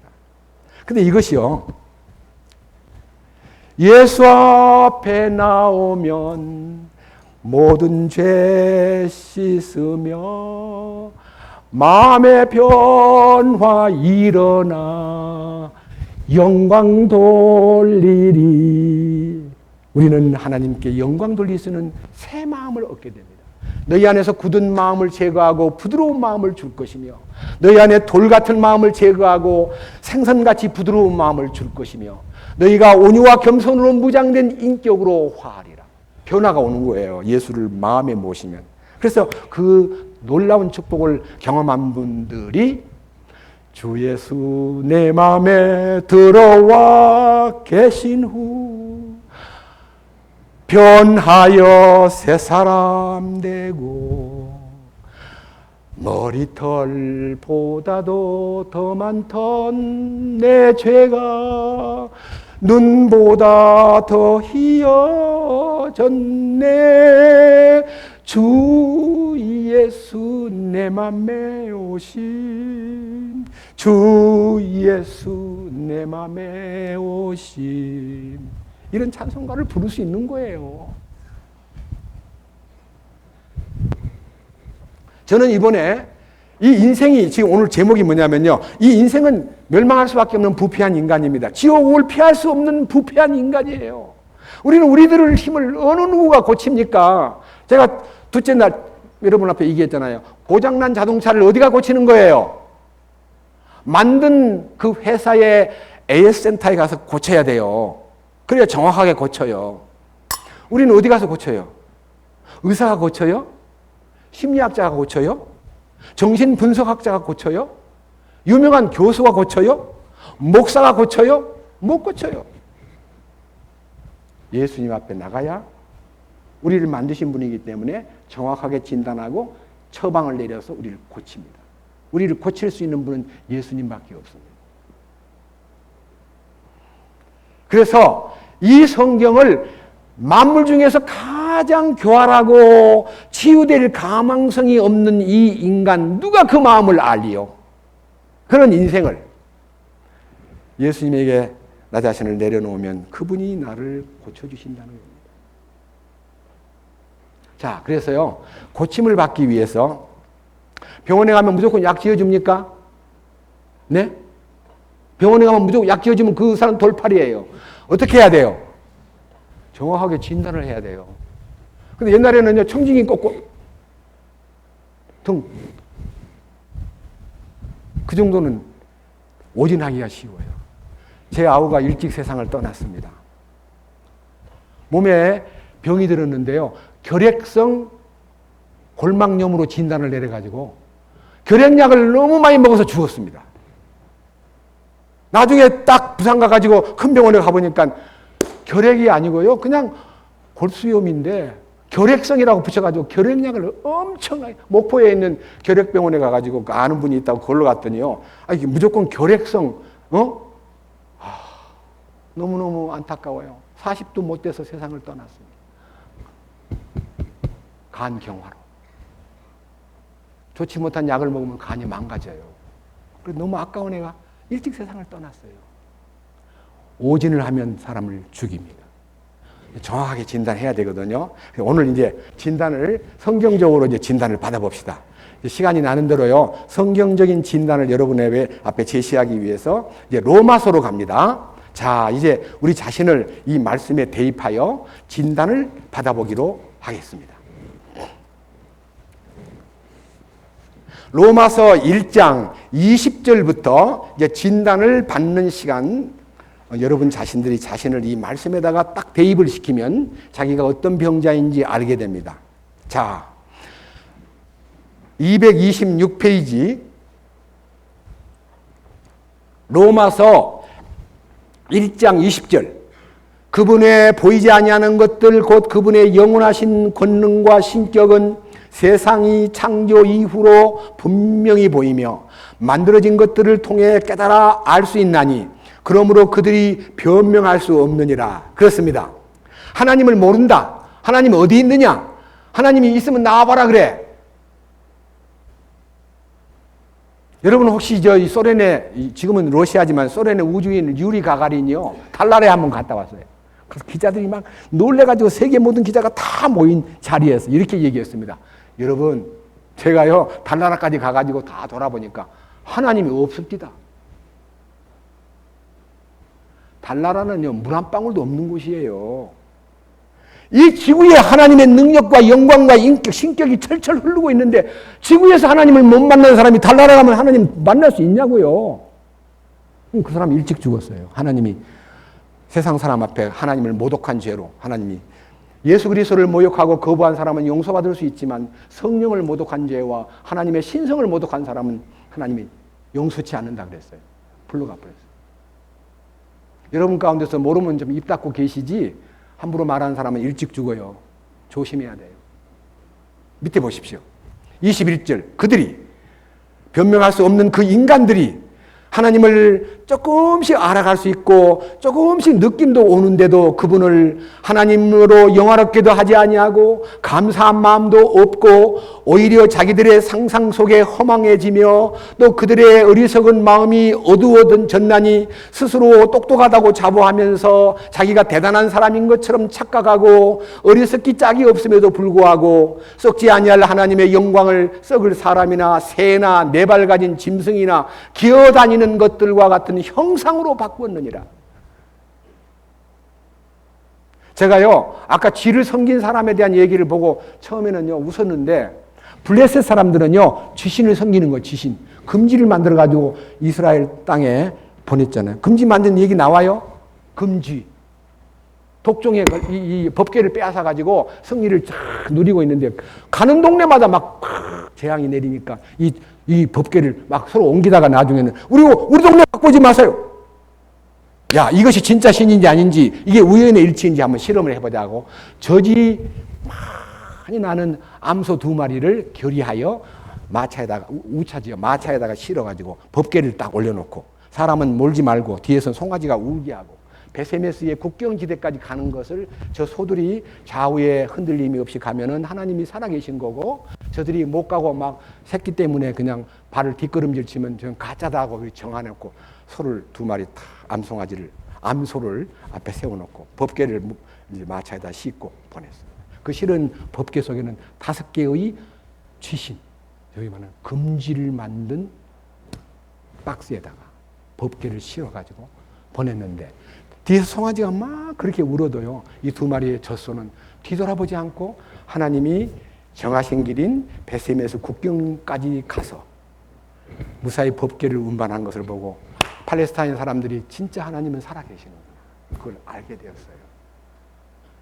그러니까 여기에요 하나님의 그 창조주를 믿지 아니하고 네 발 달린 짐승이나 기어다니는 벌레나 새나 썩을 사람을 만들어 가지고 그 형상에다가 뭐 부처를 만들어 놨는데 그 부처가요 말을 해요, 듣기를 해요, 눈을 깜빡이기를 해요, 들어주기를 해요. 자기가 만든 신이야. 자기가 만든 신. 하나님은 창조주예요. 만든 신이 아니었어요. 이렇게 말합니다. 하나님이 사람을 지었다 그러니까 맨 한다는 소리가, 그럼 하나님은 누가 만들었냐? 하나님은 I am that I am이에요. 스스로 계시는 분이에요.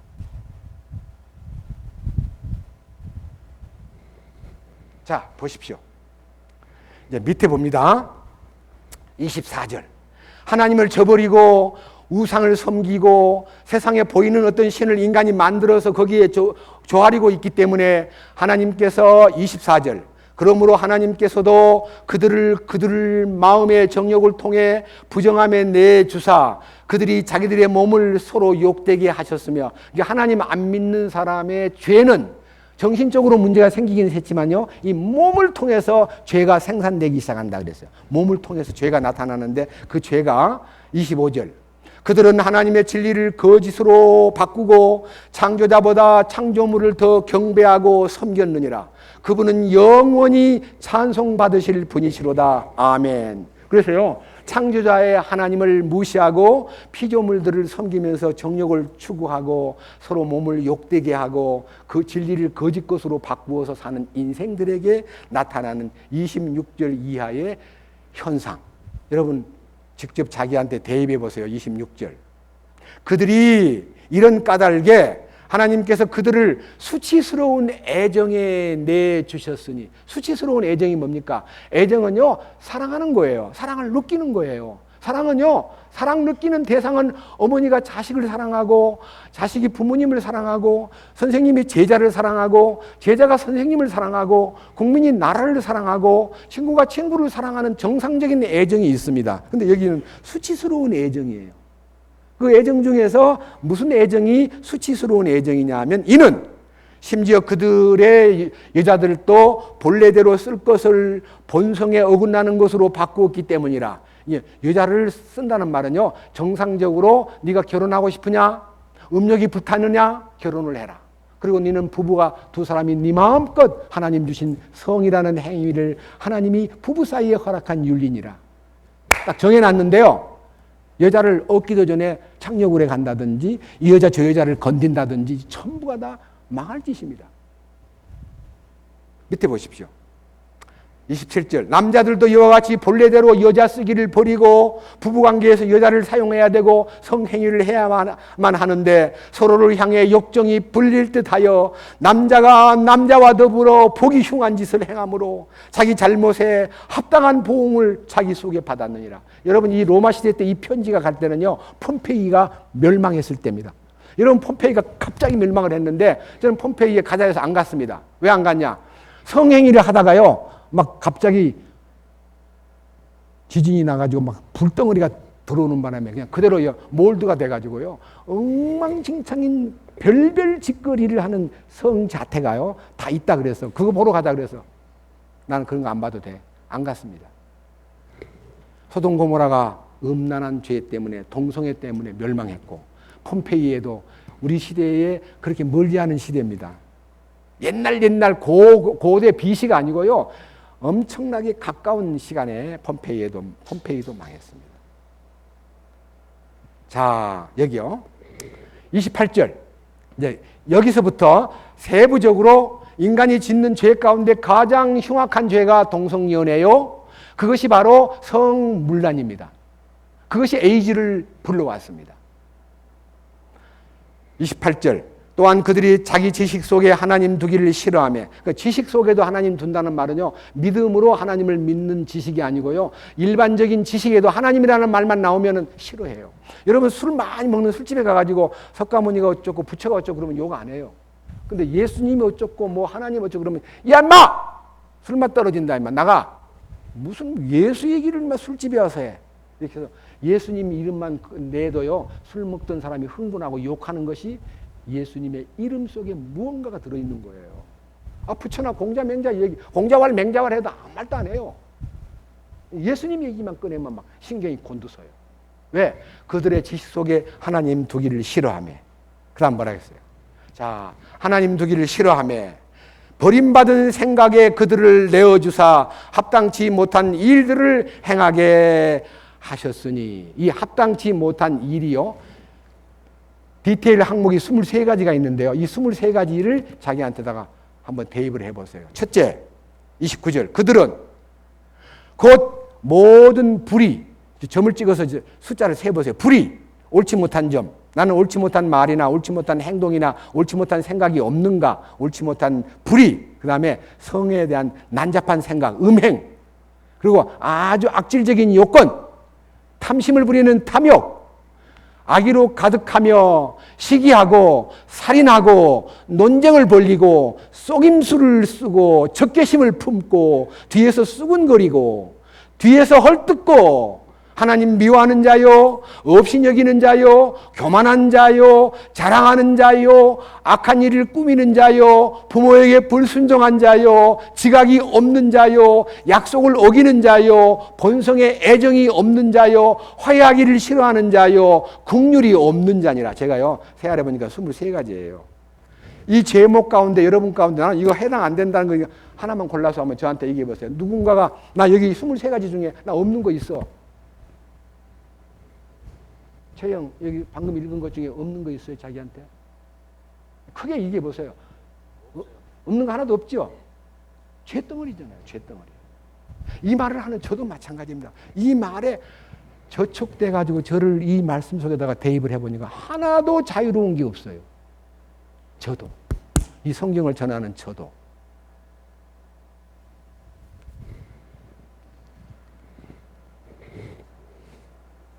자, 근데 문제는요, 32절 결론입니다. 그들이 이런 일들, 23가지 일들을 행하는 자들은 죽어야 마땅하다는 하나님의 심판을 알고도, 아직 심판 결과가 아직 안 나왔지만 이 행위에 하나라도 범하면, 하나라도 걸리면, 여러분, 저 높은 절벽에요, 줄을 하나 달아놓고 올라가는데, 올라가려다가 줄이 딱 끊어지면 절벽에 떨어져 죽습니다. 다 올라간 것 같은데 거기서 줄이 딱 끊어지면 떨어져 죽습니다. 그러니까 줄이 한 번만 끊어져도 죽는 것처럼요. 23단계를 올라가다가 하나라도 끊어지면 그는 어디 가요? 지옥에 떨어지는 거예요. 여기 그렇게 돼 있잖아요. 너 위에 나와 있는 23가지 항목 중에서 이런 일들을 행하는 자들은 죽어야 마땅하다는 하나님의 심판을 알고도 같은 일들을 행할 뿐만 아니라 그런 일들을 행하는 사람을 좋다고 말하는 거예요. 야, 이 사람이 어떻게 죄를 안 짓고 사냐? 네 천사냐, 네가? 네, 맞습니다. 다 우리는 죽어 마땅한 죄인입니다. 죽어 마땅한 죄인이라는 것을요, 이 항목 하나하나에다가 헐뜯는 자요, 남을 없인 여기는 자요, 자랑하기를 좋아하는 자요, 악한 일을 꾸미는 자요, 지각이 없는 자요, 약속을 어기는 자요, 본성에 애정이 없는 자요, 화해하기 어려운 자요. 화해도 안 돼. 화해도 안 되는 게 얼마만큼 안 되냐 그러면요, 친구 사이도 화해가 안 되는 친구도 있지만요, 부부 사이도 화해가 안 돼가지고 일생을 그냥 아주 힘들게 사는 사람 많아요. 어떻게 풀겠어요? 둘이 못 풀어요. 주님하고 딱 풀리면요, 그를 품을 수 있는 사랑이 나와요. 그러니까요, 하나님하고 풀리면요, 모든 것이 다 풀리게 돼 있어요. 그러니까요, 집에 가서 우리 집 사람하고 풀고 난 다음에 믿어야지 그러면 죽었다 해도 못 믿어요. 하나님 앞에 먼저 푸세요. 그러면 풀립니다. 네? 뭔 말인지 알아요? 하나님하고 풀면 모든 사람하고 풀릴 수 있습니다. 제가 여러분들에게 여러분들의 운명이 얼마나 비참한가를 마지막 하나 더 읽어드리고 마치겠습니다. 로마서 한 장 건너떠가지고 3장으로 갑니다. 로마서 3장 뒤로 넘어가가지고요. 자, 우리가 이제 하나님 앞에서 어떤 사람인가 하는 거, 아까는 죄의 목을 들었고, 지금은 죄의 성, 인간성, 성품, 우리 죄의 뿌리, 이 근원을 스케치해 놨는데요. 이거는 이제 아까 그것은 엑스레이 찍어가지고 이제 보여진 제목들이고요. 지금은요, MRI 아니면 CT 촬영까지 해가지고 이제 나타난 이 본성에 깊이 뿌리 박힌요, 내성, 죄성의 깊은 뿌리를 탁 했는데요. 3장 9절. 자세히 한번 들어보세요. 228페이지 3장 9절. 그러면 어떠냐? 우리는 어떤 인간보다 나은 게 있느냐? 누구보다 나으냐? 결코 아니라. 우리는 하나님 앞에서 유대인들과 이방인들을 검증하여 그들이 모두가 다 죄 아래 있음을 입증하였느니라. 모두가 다 죄 아래 지배를 받고 있다. 그래서요, 알아야 됩니다. 죄를 지었기 때문에 죄인 되는 거 아닙니다. 죄인이기 때문에 죄를 짓는 겁니다. 그러니까요, 죄의 항목들이 많아진 것은 내가 그렇게 나쁜 짓을 해서 간음을 했기 때문에 내가 간음한 자구나가 아니라 간음할 수 있는 음욕이 속에서 끓고 있기 때문에 간음을 하더라 이거예요. 그러니까 속에 있는 간음하는 음욕을 치료받아야 돼요. 간음 안 하고가 문제가 아니에요. 여자를 보고 음욕만 품어도 간음한 사람이에요. 그렇게 하면 안 걸릴 사람이 아무도 없어요. 그래서 주님께서 네 속에 있는 뿌리를 한번 캐보자 하고 근원을 따지는데, 자, 근원을 이렇게 따집니다. 읽어보면 너무너무 기가 막힙니다. 3장, 자, 10절입니다. 기록된 문서에 의하면, 성경에 기록된 말씀에 의하면, 의로운 자는 없나니 몇 사람이 없어요? 단 한 사람도 없으며. 그러면 거기 누가 있어요? 내가 있잖아요. 이 지구 안에 의로운 사람은 한 사람도 없는데 단 한 명도 없다.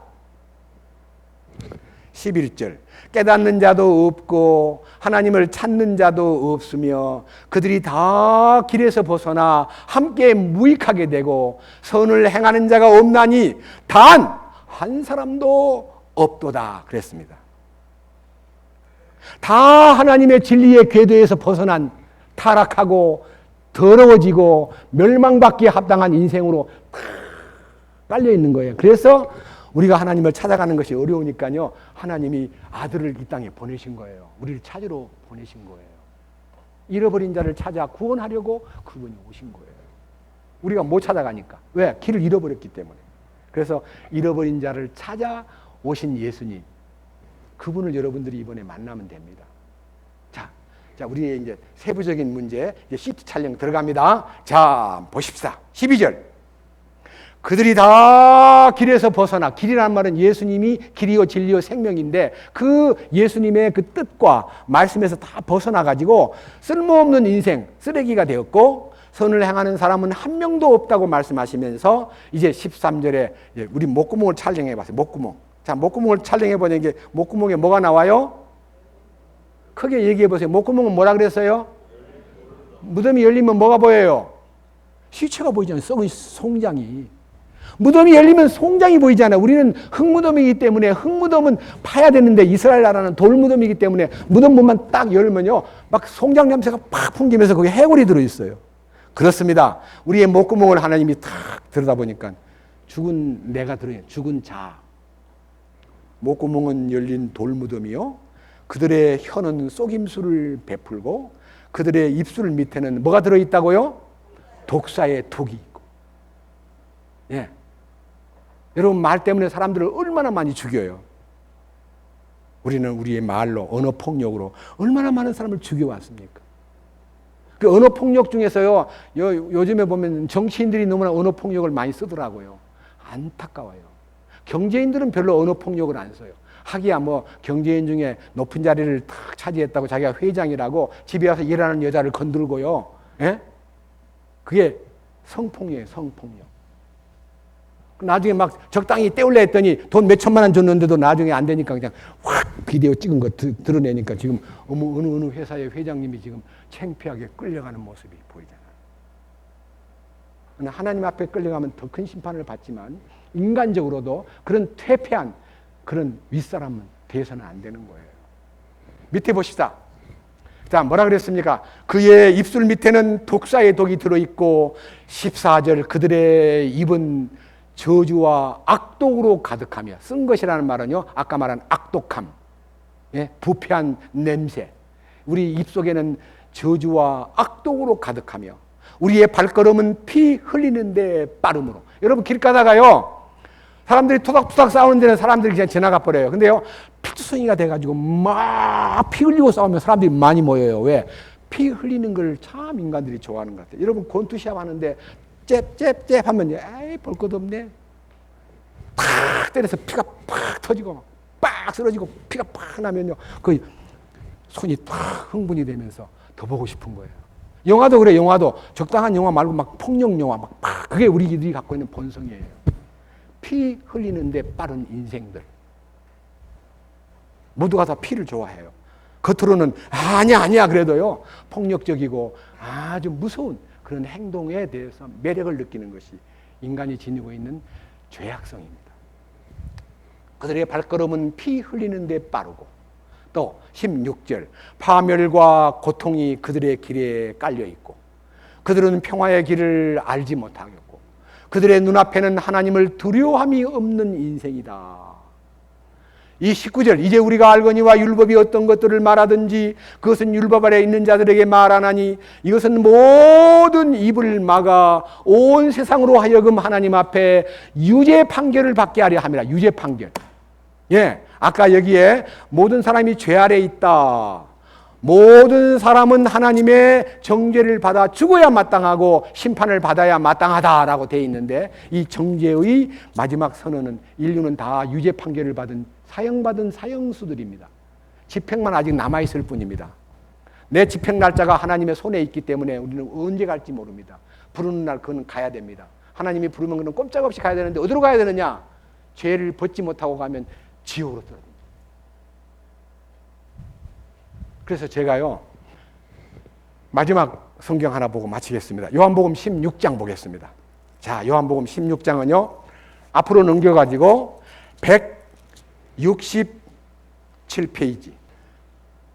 그분께서 오셔서 죄에 대하여, 의에 대하여, 심판에 대하여 세상을 꾸짖으시리라. 주님 오시면요, 세상을 꾸짖는데 우리의 죄를 따지고, 우리의 의를 따지고, 우리의 심판받을 내용을 따지는데, 첫째, 9절, 죄가 뭐냐? 이 세상에서 가장 큰 죄가 뭐냐?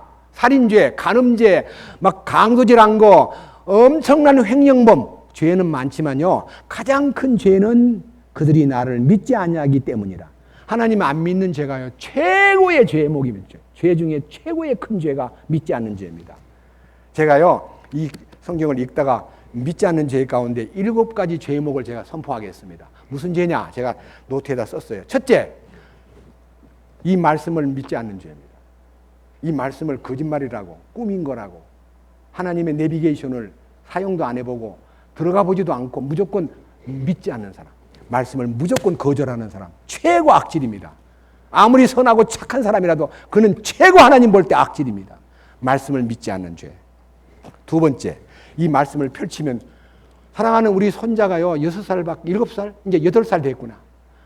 아직은 엄마가 안 믿어요. 근데요, 창세기를 듣다 보니까요, 우리 엄마가 이 첫 장만 보면 될 텐데, 우리 엄마가 이 첫 장만 보면 하나님을 대번에 믿을 텐데,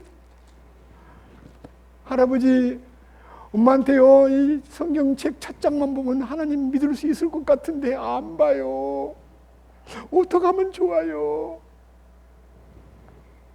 그래서요, 지금 집안 식구들이 아빠를 비롯해서 애들 둘을 데리고 성경을 자꾸 읽으니까요, 엄마가 처음에는 싫어하다가 성경을 자꾸 읽으니까 애들이 변화되는 거예요.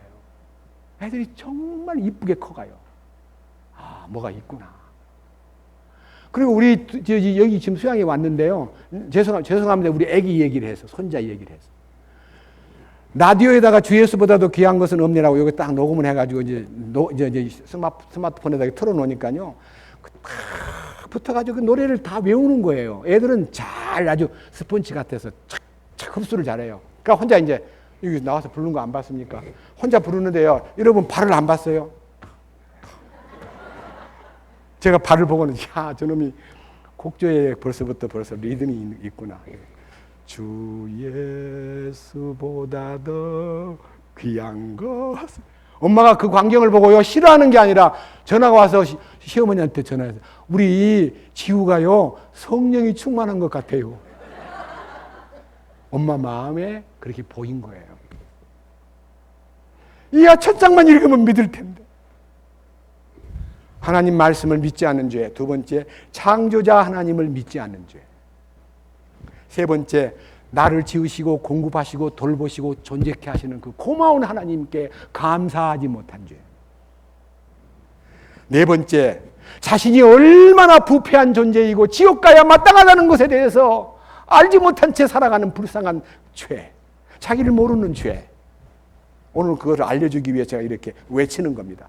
하나님 안 믿는 것도 물론 불쌍하지만 자기를 너무 몰라요. 얼마나 더럽고 얼마나 하나님 보실 때 멸망받기에 합당한 죄악된 부패한 존재고 버림받아야 마땅한 존재라는 걸 모르는 죄. 그런데 겁 없이 죽으면 끝이야. 무덤 가면 끝이야. 그 다음 없어. 이렇게 무식한 소리로 인생의 육신이 끝나는 것을 인생의 끝이라고 말하는 부끄러운 주장. 그 믿음. 인생이 끝나면 무덤에 들어가면 끝이야. No. 한 번 죽는 것은 사람에게 정해진 것이요 그 후에는 심판이 있으리라. 이 말에 놀라지 말아라. 무덤 속에 있는 자들이 하나님의 아들의 음성을 들을 때가 오나니 선한 일을 행한 사람은 생명의 부활로 악한 일을 행한 사람은 심판의 부활로 나오리라. 여러분 정신 차리십시오. 그 다음 6번째, 하나님의 심판을 인정하지 않고 천국과 지옥을 무시하는 죄. 야 임마 지옥이 어디 있냐? 그럼 세상 사람 중에 대부분 다 지옥 가면 지옥이 만원이 돼가지고 입구에서 천사들이 야야 지옥이 꽉 차 있다. 야 나가라 나가라. 하나님이 그렇게 지옥에 조그마한 지옥을 만들어가지고 사람이 너무 많으니까 야 니 안 되겠다. 니 나가거라 나가라. 어디로 나가라는 거야. 그런 무식한 상상력을 동원하는 아주 악질적인 죄. 마지막 하나. 우리를 구원하러 오신 예수 그리스도를 무시하고 그 예수님을 짓밟는 죄. 마음속 깊이 자기를 관찰하고 이 영광된 대열에 들어오는 이 얘기를 제가 겁주려고 떠드는 게 아닙니다. 너무나 불쌍해서 견딜 수가 없습니다.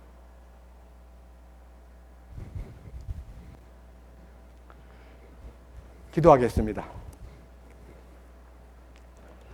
주님, 오늘은 우리가 성경을 통해서 개미 같은 인간들이 대부분인데도 불구하고 그들은 인생들에게 쓸만한 존재가 못 됩니다.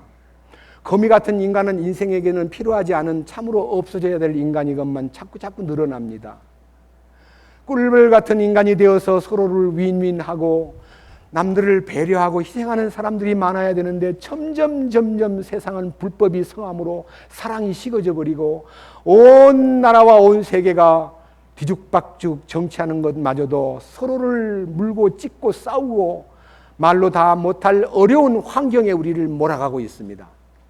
우리 주님, 오늘 이 자리에서 말씀을 듣는 사람들 가운데 한 사람도 이뤄지지 않고 하나님의 사랑 안에서 변화되고 새로워지고 하나님의 놀라우신 손길 앞에서 하나님의 크신 은총을 경험하고 변하여 새 사람 된 후에 자기 주변에 있는 불쌍한 식구들을 구원해낼 수 있는 약속의 말씀, 주 예수를 믿어라. 그리하면 너와 내 집이 구원을 얻으리라.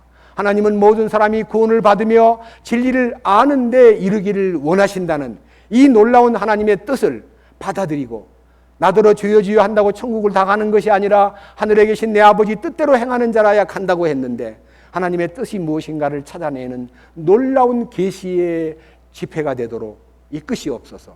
우리를 구원하시기 위해서 말씀해 주신 거룩하신 주 예수님 이름으로 기도드렸습니다. 아멘.